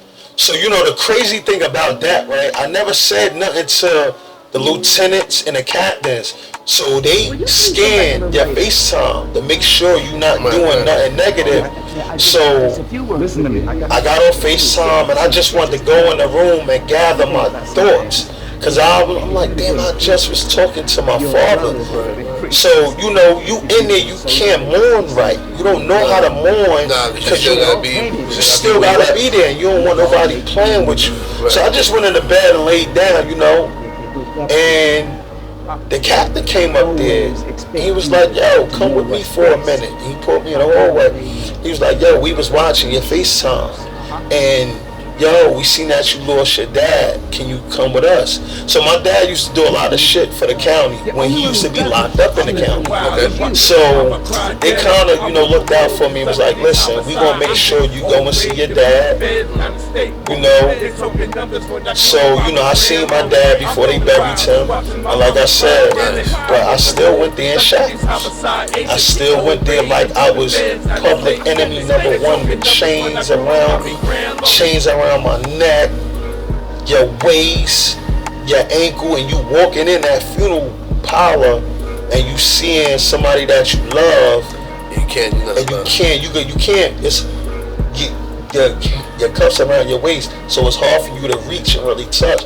You reaching and you know your body's on the casket, you touching them and they feeling stiff, you know, and it's just a different type of feeling, and it just wakes you up to a lot of different things. You be like, damn, I'm losing people while I'm locked up. You know what I mean? And it hit different. Hell yeah. You know what I mean? Because when you there, you can embrace it differently. You could be there and support your other family. When you locked up, you really by yourself. You're not in there with family. Now they bring you right back, or they let you? Yeah, you coming right back. They let you congregate with the family for a second, or no? No, you can't go with the family. You only see is you and your dead one. You see what I'm saying? There's no families, no interaction with your family. You know what I mean? You gotta absorb that. You put yourself here, motherfucker.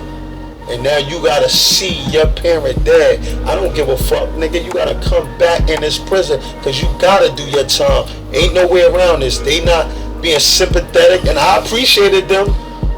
But it goes to show you, you gotta watch what you do, because they was watching me and I was just seeing my dad, and they, you know. You had no idea they was even doing I had no that, idea, because right? I never even spoke to the CO. You see what I'm saying? To tell them what I was going through. You see what I'm saying? That's heavy. Yeah. So I could imagine going back to the jail. How did you cope without killing some fucking body? How did you just played the room? You just was. Because at the end of the day, man, listen, life, it does go on. And killing somebody, how is that going to help me when I still got to see my kids? Right. You see what I'm saying? Because how can I explain that to the judge? My dad dead and I killed somebody. Right. Out of anger. Out of anger. No, you got to do that time. I crashed out on some bullshit. Yeah. And as a man, you learn not to crash out no more. You learn to deal with shit in different ways. You learn how to talk. You learn how to. There's nothing wrong with a man crying. There's nothing wrong with you calling your people saying, yo, I need help. Help me get through these moments. You know what I mean? To where as though you may feel like somebody will say something, you want to crack. You really want to do it. You really like, yo, man, I don't even give a fuck. I'm going to take this tray or this knife. I'm going to put this shit in this nigga. You might feel good for that moment. But why not for me? It was, yo, let me just talk to my family. Because I don't want this to just be a moment thing. I'm never going to forget my dad. He always going to be with me. So why make that moment turn into more pain when I could just talk to somebody to help me get through it? True. So that was my transition with that. Okay. You know what I mean? So now, what music was getting you by during this time? What was you listening to? What was some of your top artists that you fell in love with while you was doing that bit? I mean, always Nas, man. That's my brother. I love listening to Nas. I love listening to Hove. I love listening to the Locks. I see you fuck with Kiss heavy. Oh yeah, Kiss. You fuck with Kiss heavy. Man, Kiss fuck with the town real heavy. Yeah, you know. Big shout out to Kiss. I go and support Kiss. He have supported me. You know what I mean? You know, I fucks with who fucks with me. You know what I mean? I'm an R&B. I listen to R&B. My daughter, I be playing music in the car. They be like, Dad, turn the music down. I turn it up. Because they know me. That's all I do. And he dance, y'all. He dance. He dance. I get busy. Anytime you see it, he dances a motherfucker with. That's right. Because I mean, I got a lot to dance about. You know what I mean? I'm healthy. You know, I've made a career out of making money off of something that's not going to send me to jail. You know, right. I own my vehicles, everything in my name. I got a nice crib. My kids is healthy. My mother is here. And I don't really have much to be angry and tough for, so I want to dance. That's what make me happy. I'm with my kids, I'm with my parents, my lady. I'm happy. I don't, you know what I mean? But I'm still Thomas. Everybody know that. Right. I'm still not. Don't play with me. Right. Ain't nothing changed. Ain't nothing changed. Don't think just because I'm trying to be a man that I'm not going. I'm still me. I'm still here. Don't play with me because I ain't gonna play with you. But at the end of the day, I'm gonna respect you because at the end of the day, I respect my family. Right. So let me respect this shit that I'm about to stay away from you. Because you already know how I'm coming. You either gonna get a knife, a bullet. I'm not fighting. I don't got no time. I don't got no time for that. Hold this. Got no time for that. I don't got no time. Tell you, I was just telling the listeners in another episode, man, the first time I had to push a knife. Yeah. You know, I shot a gun before, of course. And you don't gotta be up close. You don't even gotta feel it. But to motherfucking grab somebody and stab them, to hear that to feel the bone crack, it fucked me up the first time. You know what I'm saying? It fucked me up. This is not promoting no gangster shit. Let me make this clear, right? Let me make this very clear, because I'm not no fucking gangster. I'm not trying to be a gangster. I'm just trying to be a father, a man, a son, and I'm just trying to live. But again, if I'm trying to live, and let's let that be clear. I'm gonna do what I gotta do to live. Nothing negative. Right. You know what I mean? To never play offense. Yeah. Never going outside looking for. I'm not looking for nothing. Excuse me. Once you get to a certain point in life, I mean, defense is always played because we're not looking for drama. You know what I'm saying? Not coming out here for that. What they say? Defense win games, right? Defense win the games, my nigga. It's not offense. Yep. You know what I'm saying? And you gotta be on point out here nowadays. I can see you dealing with professional crash outs. Yeah. You know what I'm saying? When you with your daughter, you with your girl, you with your family, you know what I'm saying? People get disrespectful, get out of control. And certain things have to happen in life, you know what I'm saying? And it is what it is at the end of the day, you know what I'm saying? We all got our families that we will bleed and die for, you know what I'm saying? And that's just what it is, you know what I'm saying? But outside of that, that's when Gangsta and the Gentleman came out, I didn't understand it at first. Oh, man. Right? I didn't understand that album until later on in life. To where, because at one point in time, the gangster is what was being displayed. That's what it was about. My macho, my gangster. You know what I'm saying? But then, being gangster, every nigga who we know is gangster is dead. Yeah. Or doing 100 years in a motherfucking prison. You know what I'm saying? Let me tell you something. Gangster don't always have to mean negative either. Right. Gangster is you just eating dinner at the table, something that you didn't normally do. Or you praying over your food with your family and telling them that you love them. That's gangster. That's gangster, because I'm just saying, a man could also be human. Hey, I love you, babe. Or treat your lady right. That's gangster. That's gangster. My girl ain't no bitch and she ain't no whore. But I've learned not to react to, hey bitch, or somebody saying that to my lady. My lady know how to curve, she grown. My daughter, somebody call you out your name, you ain't gotta react, you ain't gotta fight them because they not physically touching you. A word is a word. If you react to what everybody say, you be trying to fight the whole world. You can't beat the whole world. Right. Somebody call you out your name, alright, you don't even know me anyway. Right.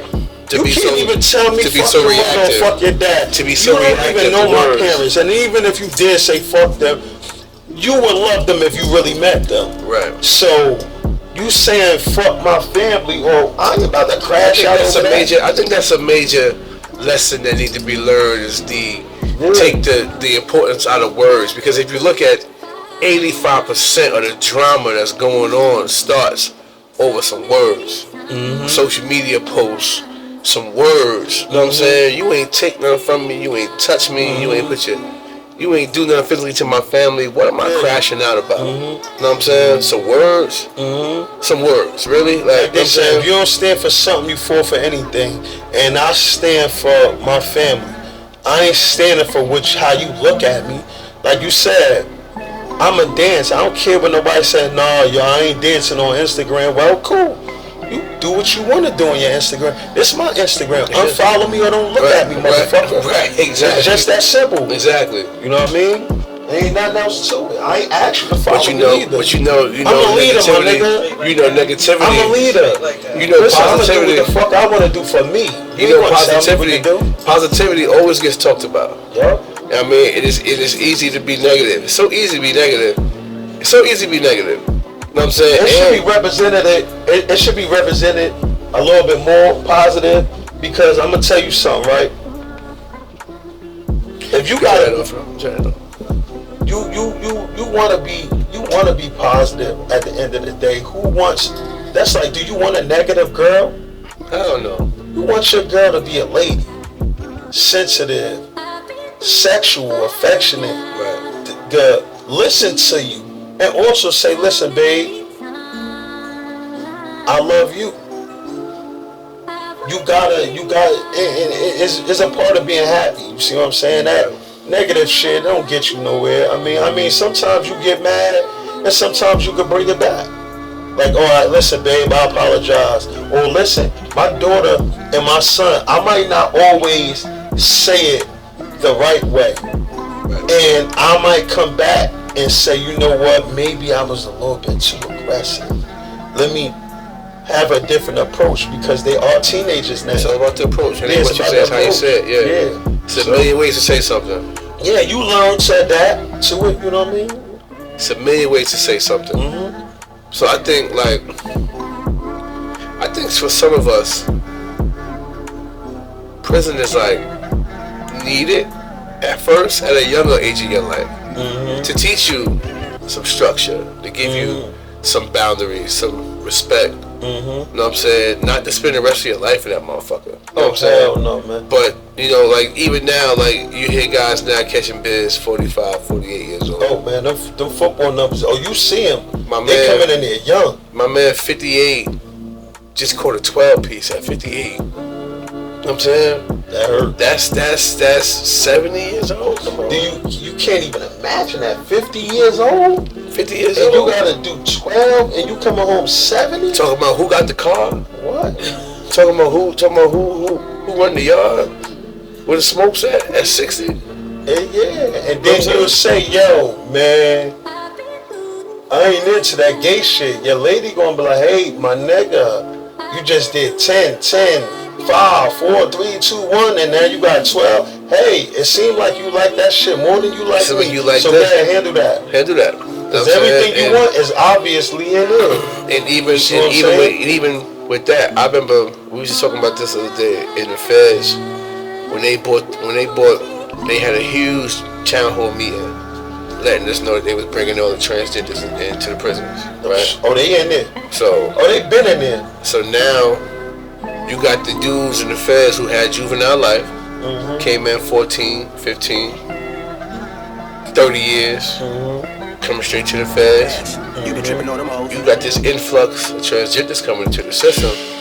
That shit fucked the yard up, bro. Oh yeah, man. Listen, it fuck up your stay, cause I mean, hey man, I don't want to even get too much on that shit, but I mean, you don't want to be around that shit. You think the agenda is to flip the mindset of men that go to prison?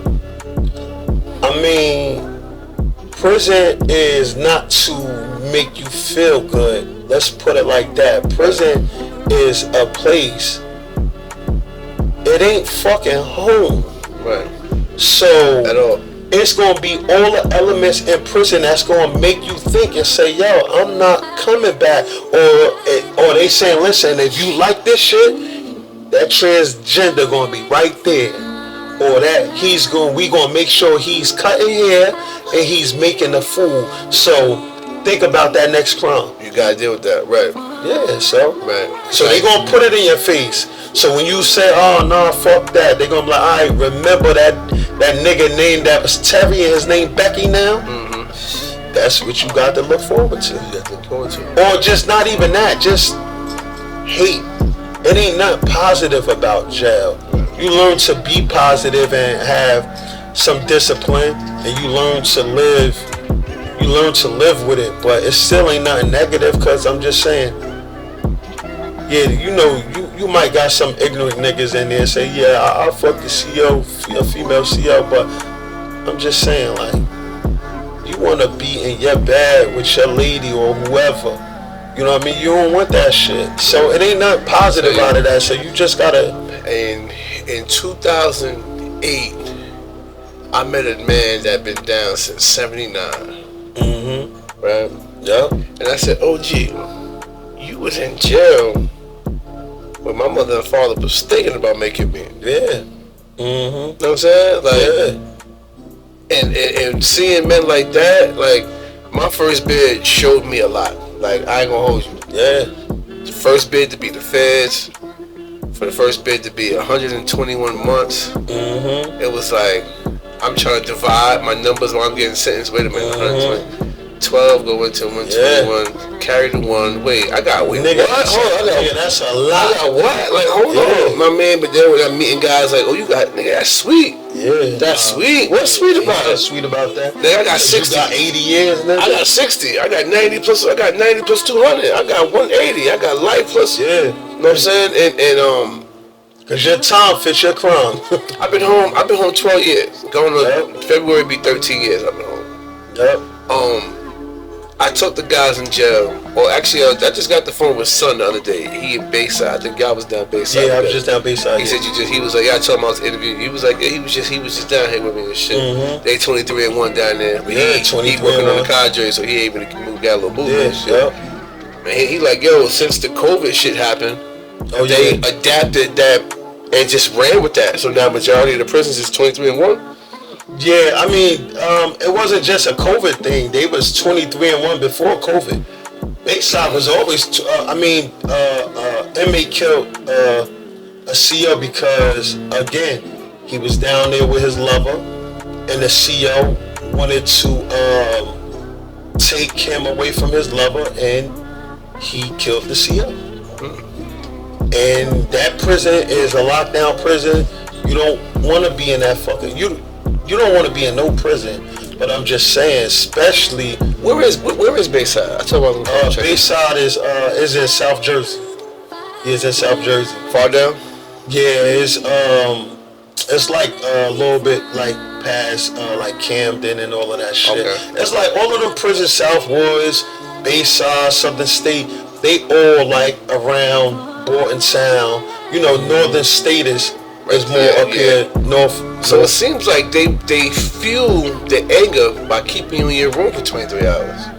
Oh no, they gonna do what the fuck they wanna do. Listen, we don't run shit. We think we run shit. Right. We don't run shit. We make run and tear. Listen,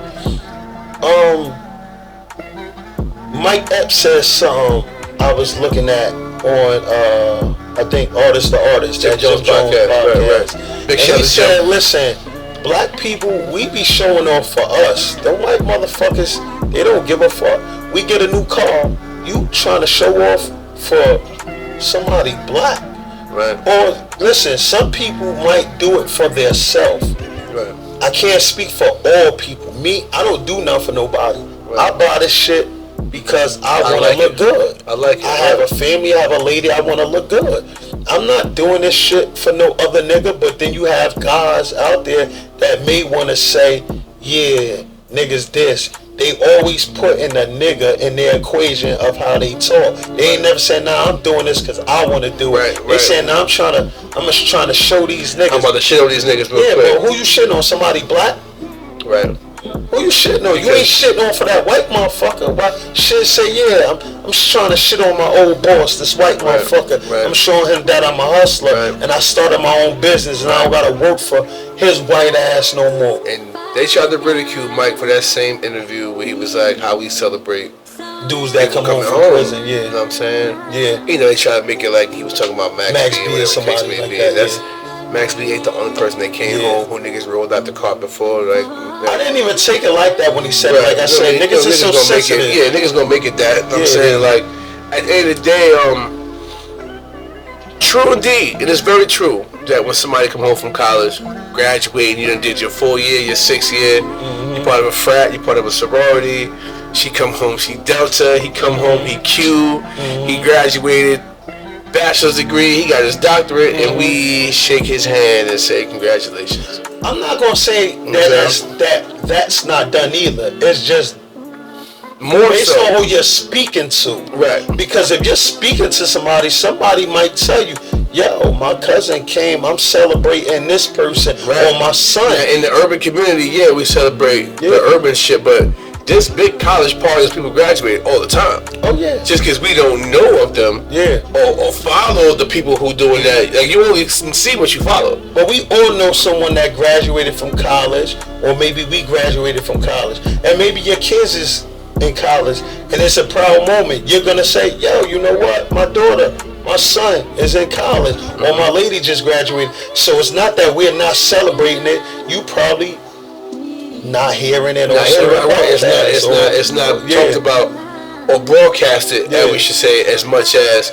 No, I mean, because I'm gonna speak for me. Like, I know for a fact, I got celebrated when I came home. You know what I'm saying? In the day, I had a big case. I went in on some crazy shit.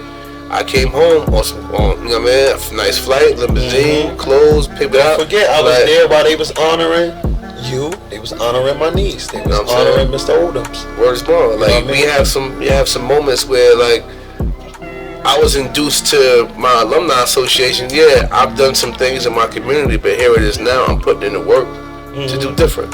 That's You know right. what I'm saying? Meeting up with Frank Gilmore, councilman. We had Shout out to Frank Gilmore. big shout to Frank Gilmore. He'll be Doing sitting big down. things. He'll be sitting down with us soon too. Jersey City. Jersey City. 201. You know what I'm saying? You know, he put me in a few speaking engagements. We went to a few group homes and we spoke. And here it is, two men who was once trying to figure out who we gonna get at next. Yep. Now we're trying to figure out what school we're gonna go to Yep. to try to grab a youth to try to change the way they thinking right now. You know what I'm saying? Yep. And that's just the transition of life, the transition of thoughts. We grew up. You know what I'm saying? I'm proud to see you in this moment right now. Oh yeah, of course. You know what I'm saying? Yeah. I like when I see my guys getting to it, and yeah, we went through our shit. I went our lumps and bumps and our past that we went through, but You know now how we was in Lincoln. you already know the shit.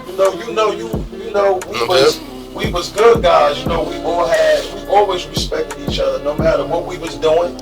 You know, we always had a mutual respect, even though, you know, everybody take their own paths in life. But you know, like, again, change is always good. And just, we was fly in Lincoln, and we still fly now. Still fly Look, we now. had Ain't no nothing drink. changed. You see that? We drinking, that shit got me sweating. That shit cooking me. You see what I'm saying? Because you know, when you locked up and you come home, man, you start drinking this new shit, you be like, damn, Don the Hooch, you know, you start, you know what I mean? We was drinking that hooch in there. Yeah, You know what I'm saying? But Yeah, it was we was drinking that hooch, man. that shit. That hooch is Letting a that shit motherfucker. sit in the motherfucking bags, and you drinking that shit on New Year's. You get yeast. You get old fruit. Red sugar. Old fruit, sugar, and the fruit gotta be basically rotten to get the nutrients out of it. So rotten fruit, Apples out. chop the apples up. Some people use beet juice. There's a whole bunch of different mixtures, but that shit sitting in the bag, For about 6 days. brewing. And when they come out, You get that nice little cup, boy. You be talking to your girl. You be like, babe, talking what you saucy, got on? talking yo, you know what, baby? Yeah. Boys, you know what, What you baby? got on? You know what? I'm coming home tonight. I'm coming home tonight.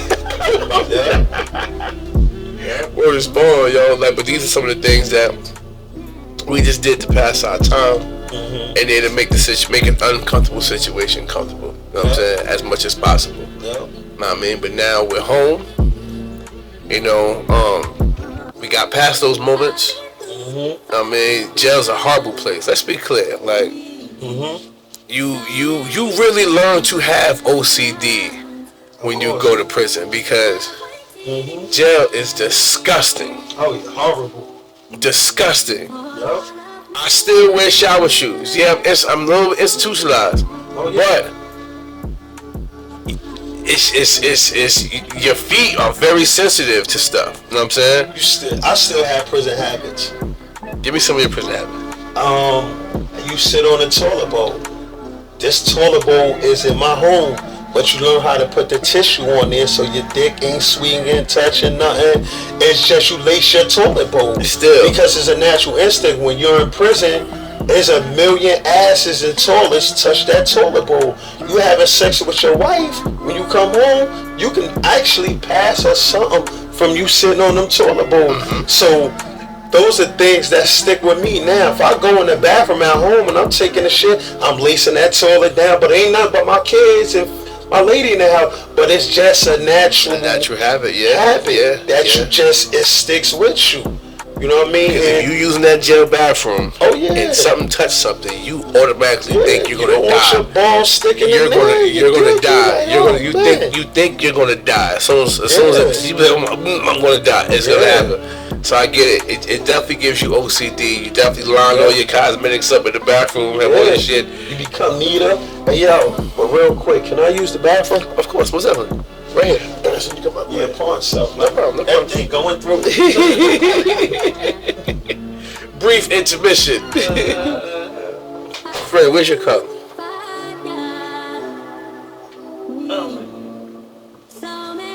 Yeah, this nigga is hitting. I'm sweating over this motherfucker too. Pass me some paper towel. Y'all sweating. Hey, you freezing? What? Yeah. You cold? I put my coat on. You cold over there? You want some heat back on? Y'all over there sweating bullets. Do you want to turn the heat back on? Sheesh. Don. Oh man. That Donnie kicking. That Donnie working.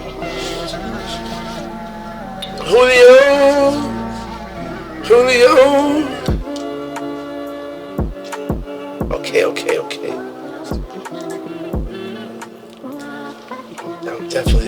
I'm definitely moving right now. You good over there, daughter? You Gucci? Baby girl chilling.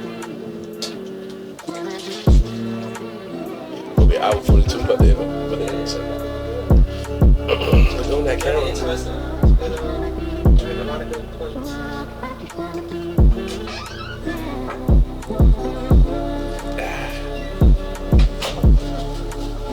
Brief intermission. The Don Julio is working. Hey, yo, how they said the Don is Donning. The Don is Donning right now. Look, I ain't finished.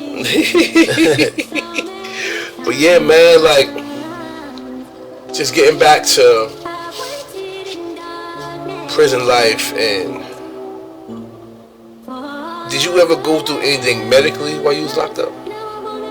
I mean, I have hypertension, so yo, listen, you gotta stay on your health, man. It's hereditary. You know, my mom's have high blood pressure, my dad had high blood pressure, and if you know me, I'm a natural hyper person. Right. So, you know, as you get older, you know, health is wealth. That's a real thing. Yes. So, you know, I had to take my medication. I take a water pill, hydrochlorothiazide. I don't eat salt. I don't eat sugar. If I'm drinking tea, it's lemon and honey. You see what I'm saying? If I'm eating macaroni and cheese, the way I used to eat salt, I don't use no salt. I don't put no salt on nothing. Now, I do fuck with hot sauce. Okay. You know? Okay. Other than that, I'm good. Now, you was able to get these prescriptions while you was inside? Yeah, because they ask you, and sometimes when you in prison, your anxiety, you know, that can raise your pressure. Overthinking can raise your pressure. Right, worrying. Being uncomfortable and worrying can have you, you know, can raise them levels, especially if it's passed down to me. It's not hard for me to overthink, because now I'm like, yo, you know, you start to worry about the things that you wasn't worried about at home. Like, you know, damn, my girl walking to the car late. I hope she paying attention. Yo, I hope my daughter, when she walking from school, I hope she ain't just looking at her phone and not paying attention to her surroundings. I hope my son he smoke weed. I hope he not gonna get the wrong fucking what they call a fentanyl pack, and it can hurt him. You see what I'm saying? So all of those worries, it's hard not to worry. So that can raise my pressure when you worrying about the people that you love. Right. You know what I mean? Right. Or just want to be free. You be like, man, I don't want to be here. The boy just gave me a hit. You telling people like, man, I'm about to come home. It's your heart racing. Yeah, you know. You're doing the most. Yeah. Making yourself sick. Yeah. Basically, making yourself sick. Yeah. Okay. So now, of course, I'm sorry. That can't be reversed.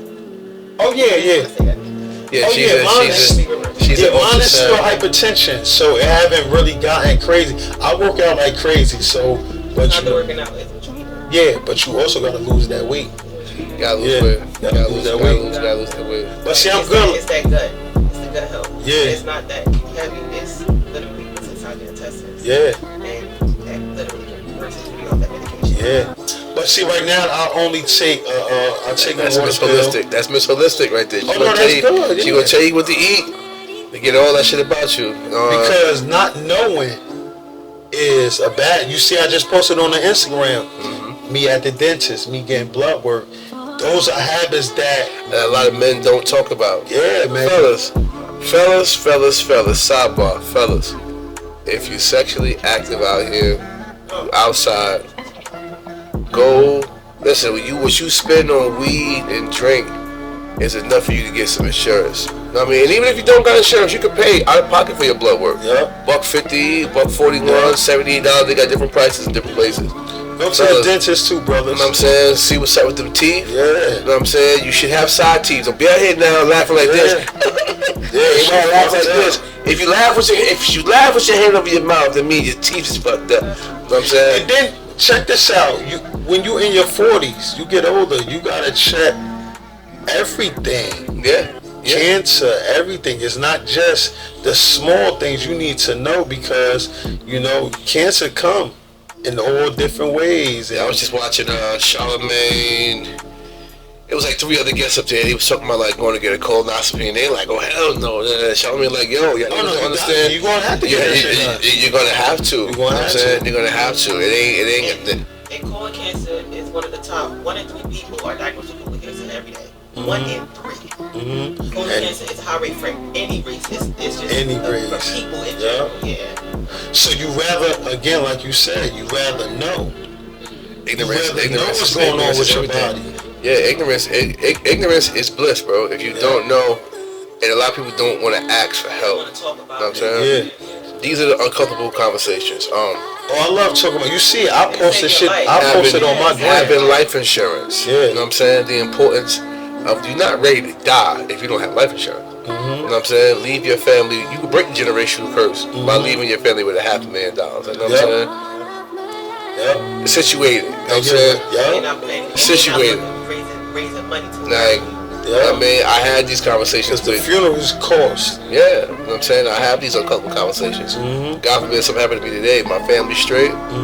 My niece know where everything is at. Ain't no trying to find out who a beneficiary is. You know what I'm saying? We had these talks. I'm not going to be here forever. You know what I'm saying? I'm outliving the few people I know. You know what I'm saying? I want to be 115. You know what I'm saying? But if I don't get there, God forbid, my family going to be Gucci. And that's the thing. That's the key. See, people,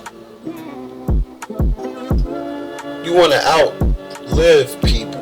You don't want to outdo them by having, I got the better car. That's not outdoing I got more money. You're not outdoing nobody by having more money. You outdoing them by longevity, and that's longevity is life. It's life. Right? And that's the beauty of what it is. You know what I'm saying? Being able to see. Because when I went to jail for 10 years and I came home, when I got on Facebook, get on Facebook, and I start connecting with everybody and seeing everybody. And you see how everybody look now. You seeing how everybody, you like, I used to like Shorty, damn, she like, you know what I'm saying? Now, Shorty, she ain't even looking like Shorty no you know more. what I mean? And just seeing, She looking like a 40. like a 40, an actual out of shape 4 or fat 4. St. Ives bottle. The bleach bottle with the handle. Yep. Big shout out to everybody that we went to school with. You already know. Gained a little weight. You know what I'm saying? But now, like, just being home, seeing the neighborhood shift to what it is right now, seeing some of these cases these young boys catching out here. Yeah. You know what I mean? The importance of being an elder, surviving, you know what I'm saying? Talking to the youth, giving back to the youth. You know what I mean? It's a few things that we trying to do. We trying to put in play for Jersey City. You know what I'm saying? Really come together and do some stuff. You know what I'm saying? Well, let me know, man. Involve me, man. I come out. I got a lot to say to a lot of the youth, not just the young men, the young ladies, because it's not just the young men. We've dated young women. We dated women, so you could give them information that's coming from a man. Right. You know what I mean? I'm gonna tell my daughter what I don't want from her. Pay attention to these boys, because they not always gonna have your best interest. And I once was a young man that didn't give these young ladies the best of me. Right. You see what I'm saying? Right. So again, we could give the information not to the just young men. You could give them to the young ladies as well. And they're actually more fragile than anything. We need to. You know what I mean? It's too many single parent homes out here. It's too many fatherless kids out here, male and female, which we all know leads to it all starts from home. You know what I'm saying? It all starts from home. The educated kid doesn't get cracked on in school, therefore they stay in school, they graduated. The uneducated kid who can't read gets cracked on in school, stops going to school, become an outside nigga. Now he's in the streets, idle mind, idle time. He winds up going to jail, repetitive until he gets a 100-year sentence. And that's how that will happen, just like that. Just like that. You know what I'm saying? I've seen it. I've cracked on it. I've seen the jokes being cracked because the teacher know he can't read. Keep picking on the read, and we right to the point where he's like, yo, either I'm gonna fight everybody, or I'm just gonna stop coming. And that's how it is. And sometimes you gotta learn how to be your own man. If sometimes you gotta want it too. Right. You know, I mean, everybody don't have that in them to say, I'm a little shy to say I can't read. Right. You gotta want to say, like, listen, hey man, I can't read. I need help. I think that's the hardest thing for our youth to do. Period. Just be like, yo, I need help, bro. Like, even as a, but if we practice it, if we practice it at that age, it wouldn't be so hard at this age. You know what I'm saying? Like, we don't preach being open for help. We don't preach go out there and make male and female friends. We don't, you know what I'm saying? We get into these relationships we don't want. You got you can have a male friend that's a female, as a male. You can have a female friend. When your lady go to work, she just not around ladies. She got her male best friend at work. Yeah, right. That Like you don't know about because you aren't every time you talk to you about another man, you barking on her. So now she quiet when it's right. Like he got a whole wife at home, and kids. I've dated dudes. We be at work like, hey, Erica. Yes. Give me some Starbucks. Man, I've dated women who, oh, you got a female friend? Nah, you can't talk to her no more. Yeah. Excuse me, I know this girl 30 years. Like, what you talking about? Like, what do you mean? Like, this girl wrote a whole bit with me. Like, homegirl status. Like, what you tripping? Right, you know what I'm saying? So it's like, but all that start from, it's all in how you was brought up. But I also think that you gotta have that, you gotta learn how to say that to your lady also. Use your words. You gotta have that type of openness. Hey, and sometimes giving her examples. Hey, babe, look, this how I was before, but look, right now, listen, when I'm going out, I go out, I might see somebody I know that I might say that's gorgeous like you. And I don't mean just because I want, I'm with you, you're beautiful. Hey, how you doing? How you been from high school? How's your life been? And they don't have nothing to do with nothing sexual. You just know that person. You just happy to see them. Right. And just because she's a lady, that don't mean you trying to get in them drawers either. And it might just be a simple, she's just excited to see you as you want to see her. I haven't seen you in 5, 7, 10 years. We're human. We care for people, honestly. Right. You ain't just got to be oh no, I got a girl, I ain't speaking. Nah, you human. Hey, how you doing? You're a lady, you're in here. I'm acknowledging you. Right. That don't mean that, you know what I mean? That don't mean nothing. It's respect. We're grown. I should be able to speak to you without. That also is it comes with a level of security within self. Yep. Because no matter who this particular woman is with, she's always going to have an issue with her man speaking to a woman. You know what I mean? Because of her own insecurity. Just like with the man, when his lady speaking to other women. I mean, his lady speaking to other men. It's self. That's your insecurity. That's like a you problem. That's a you problem. That's a you problem. That's not a me problem. Performing myself for you. See how she said that? Look. Myself. That's no, right. But that's myself. Myself. For you. For you. That's right. You know what I'm saying? But like, so what would you say right now to that youngin', 12 years old, single mom? Every time I ask my mom for something, she suck her teeth. And it's a well, you know I can't afford no phones. Oh, boy, you keep at. You know what I mean? She up to her neck in bills. She postal worker working 12, 14, 15 hours a day. Don't really have the education to really school him. You know what I'm saying? He want things. You know what I'm saying? He want the same things that we wanted when we was coming up. What would you tell 12-year-old Thomas as 44-year-old Thomas? What would you tell you right now that steer that path that you went on so you wouldn't have had to see Kraft 4 times? We don't want this young nigga to go to Kraft 4 times. We don't want this young nigga to get an 8 with a 4. We don't want this young nigga to have to, I'm saying, what can we say right now to stir somebody's path right now?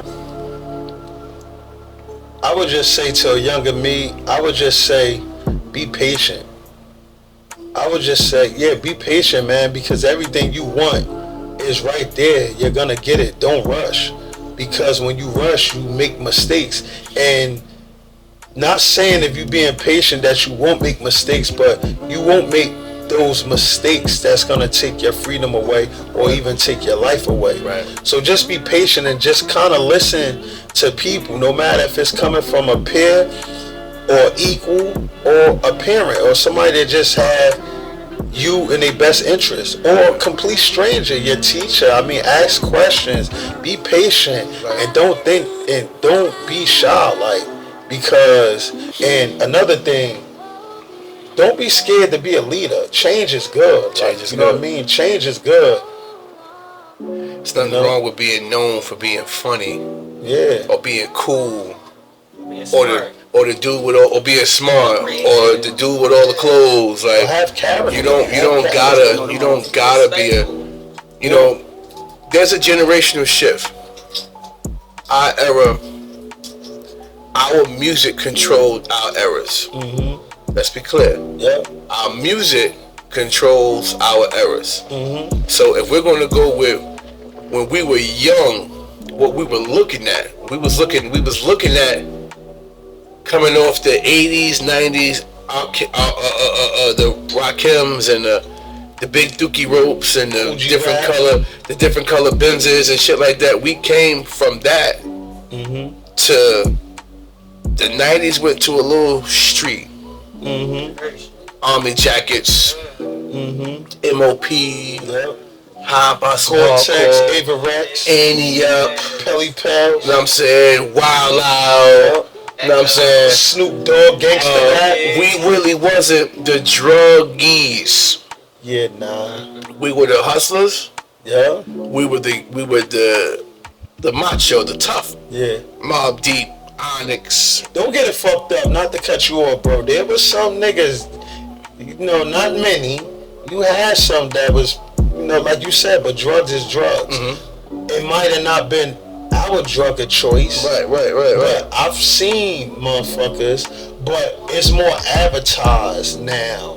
Back then, we didn't have social media. We wasn't able to jump on there and say, yo, I'm popping a perk. Right. I didn't really, honestly, I didn't know nobody back then that died off of drugs. Now, they dying off of drugs. Male and female. Male and female. Yeah. Male and female. But you understand, our rappers told us to hustle, get money, be fly. Smoke weed and drink. Their rappers are telling them, I'm on 10 different drugs. Right. Molly Perky, like Percocet and weed. I'm on 8 different highs. Like, whoa, like, it ain't got no fucking teeth. Can't read. Can't read. And like I said, they can change, but again, they gotta want it and bring it back. You see what I'm saying? But their parents are us. Yeah. Their parents are 42, 44, 45. We was raised with the belt to ass. So what changed? Why we letting them be so loose?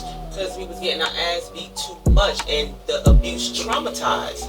So because some of these folks were so traumatized, now I'm gonna be my son's discipline friend. all. I'm gonna be my daughter homegirl. There's no discipline. I'm gonna be my daughter homegirl. We can talk. You can have balance with your child. I can have conversations. We can have an open forum where you can come to me as your parent about anything. But there's still gonna be balance where if you get out of pocket, I'll fuck you up. Yeah. There was no get out of pocket. You know why? Because they was popping mollies doing E's too. Yeah. 2000s, don't forget our generation was popping E's. Yeah. Early 2000s, popping E pills was lit, and that's we all were getting pregnant. Yeah. So now our babies is E pill babies. Our babies is E pill Let's not get it twisted. Let's be clear. Let's So not get it twisted. these kids now are dust, Yes. weed, Yes. and E pill babies. Yes. Yes. Right. Because ecstasy was big Now 2000. the girls pregnant now are pregnant with fentanyl babies. Right. Yeah. Fentanyl, weed, Molly, perk, Yeah. lean. Like, hey, yo, I went on a date with a young lady one day years ago. Picked her up. She's fly, coming outside, look good. Opened the door for her. She smelled good, right? Fly, a little joint, right? A little red bone joint. Get in the car. I'm like, yeah, finally got her, right? Kicking it, we talking. She did one of these. She nodded. Locked up, no body. She's like somebody hit the pause button Seizure. for about 11 seconds, and then came back and kept talking like she didn't. Yeah. Like she ain't just passed the fuck out. Hey, yo, what's up? What you talking about? What happened? Why you turning around? I'm taking you back home. Wait, I'm not. what? I'm dropping I'm you not back doing. off. I'm dropping you back off. Yeah. Friend of the club. E, why you do? Yeah. What you just glitched out? Yeah. So what did you take? You just glitched out. What you on? She fucked with the perks. You know Oh. what I'm saying? So she glitched. She mute button, pause button. You know what I'm saying? And it's like I'm turned off by that. I ain't. This ain't nothing I want to be around. Like what? Like you just locked up. You know? Like you know what I'm saying? You just gotta, most of the time you don't know what you take in, but you just gotta be, I think you just gotta be a little bit more aware, man. I mean, this shit is about information and being aware. Like you said, checkups, talking to your kids, telling your kids, hey, brush your teeth, man. Hey, wash up. Hey, man, listen, let them know them dangers out in the world. Don't be scared to let them know. But I have a thing with my kids we call open the floor when they want to say how they feel. Because one thing I do appreciate about like my daughter, she tells me, she be like, hey dad, yo, she be like, dad, well I ain't tell you about this boy because he ain't my boyfriend. I respect it. Because if he ain't going to second base, ain't no need to talk about it. Right. So, but she will tell me because I have taken her on a date, and I'll be like, "What's going on with him now?" She be like, "He ain't make it, Dad." I'll be like, "That's what's up," and I don't tell her nah, they ain't, cause she's beautiful. Yeah, You gotta be the reality kid. It's a reality. And you allowing her to do it prevents her from making those Big mistakes. Yeah. You know what I'm saying? Like what you're doing as a father with your daughter, It helps what out. fathers It need helps to out. do because that prevents young ladies from making those mistakes with A lot those of young people boys that they're not supposed to be dealing with. Yeah. Opening their legs to the boys that they're not supposed to. if you look back and if you do a retrospect on all the women you've dealt with, out of 30 women, maybe 24 of them was fatherless women, right? Oh yeah. They all need and yearn the same things. Yeah. they need and yearn the same things. Mm-hmm. You know what I'm saying? That guidance, that leadership, it's the same things. Yep. You know what I'm saying? So even when I hear the girls on the gram now, I need da. Shorty, you ain't meet the right nigga yet. Yeah. Right nigga change all that. Take all that from you. But I'm gonna also say this, right? It's not about somebody changing you. It's you also gotta want to change also. Right, very true. Because some just like the gangsters and they ain't willing to deal with that dude that's saying, yo, I got a good job.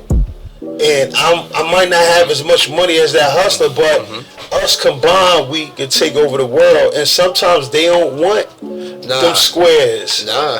And I ask women that all the time, like, why not go with Larry, who wanted to be with you? Yeah. Larry went to ROTC, he went to the Army, he got a good life. Yeah. You didn't want to fuck with Larry. Larry wasn't He wasn't popping. He wasn't popping. He wasn't listening to that. You know what I'm saying? So now, he wasn't fly. What you gonna get when you deal with the nigga that's popping though? You gonna get the. Yeah. You gonna get. You know what I'm saying? So it's weird. Like you don't. This man is telling you, yo, I would love you for everything that you are, for who you are. I would love you. You don't want him. Yep. You want him, and he's outside with it. You know what I'm saying? Like I said, the best thing is information. As long as you give them that, you giving them, your children, that information, I think they'll grab on to what they see makes sense for them. You know what I mean? Yeah. But yeah, man, you know, as we bring this episode to a close, you know what I mean, just really giving these kids the information, man. You know what I mean? I think it's very, very, very much needed that we, you know what I mean? I love how you govern your family. You know what I'm saying? I see it, you make it known how you govern your family, and that's dope. You know what I'm saying? That's a good thing, bro. You know what I mean? I just want you to keep moving, keep striving, keep doing that. Stay positive, stay focused. You know what I'm saying? And I appreciate you. Most definitely. I That's appreciate you, bro. You know what I mean? Shout out, man, to the G War Chronicles, man. Appreciate You know what I mean? Positive. Prison. You know what I mean? To no bars, to doing the positive things, man. Spending time with the family. Taking time to tell the ones that you love them. And having a good time, man. And it's about making money and staying clear for the danger. You know what I mean? Knowing how to walk away. You know what I mean? Because sometimes it ain't about them. It's about you. Because you might be the person that's going to take them out. They ain't even ready for what you ready for. Right.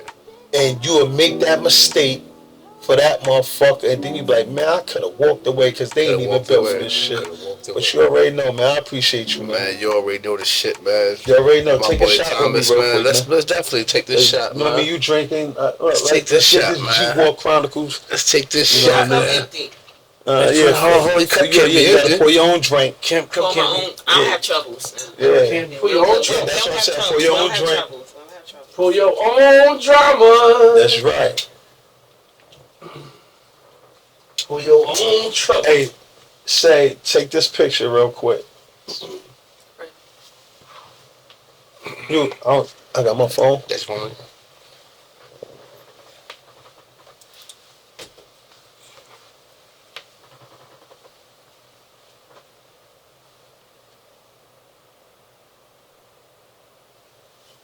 Take another one when you sit down, Bubba.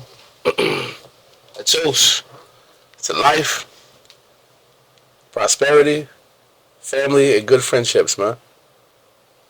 Thank you, Nah, Bubba. man. Now let's throw this back. Yeah. Salute. Salute. You have a prepaid call. You will not be charged for this call. This call is from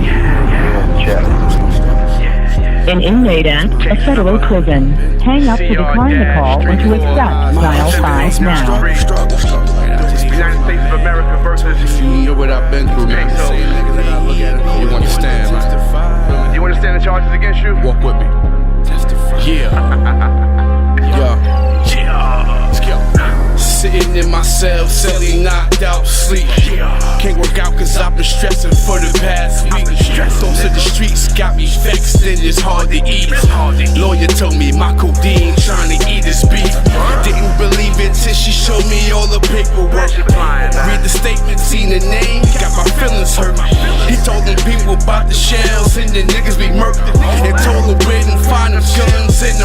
shirts. They talking 30, but my lawyer going for 15. Offer me 5 if I snitch and go against my team. Nah, nigga, never see me fall. Said I'd rather die in jail before I sell my soul. Dreads falling out, cause stress starting to take its toll. 8 for 6 weeks and wifey, she ain't playing a role. Mom's tripping, you can hear the shit all through the phone. She said, baby, this is crazy and I need you home. Thought he was your man, told you he'd ride. Never knew that he'd be the one to testify. Couldn't believe it till I seen his name on the line. And my indictment sign, CI certified.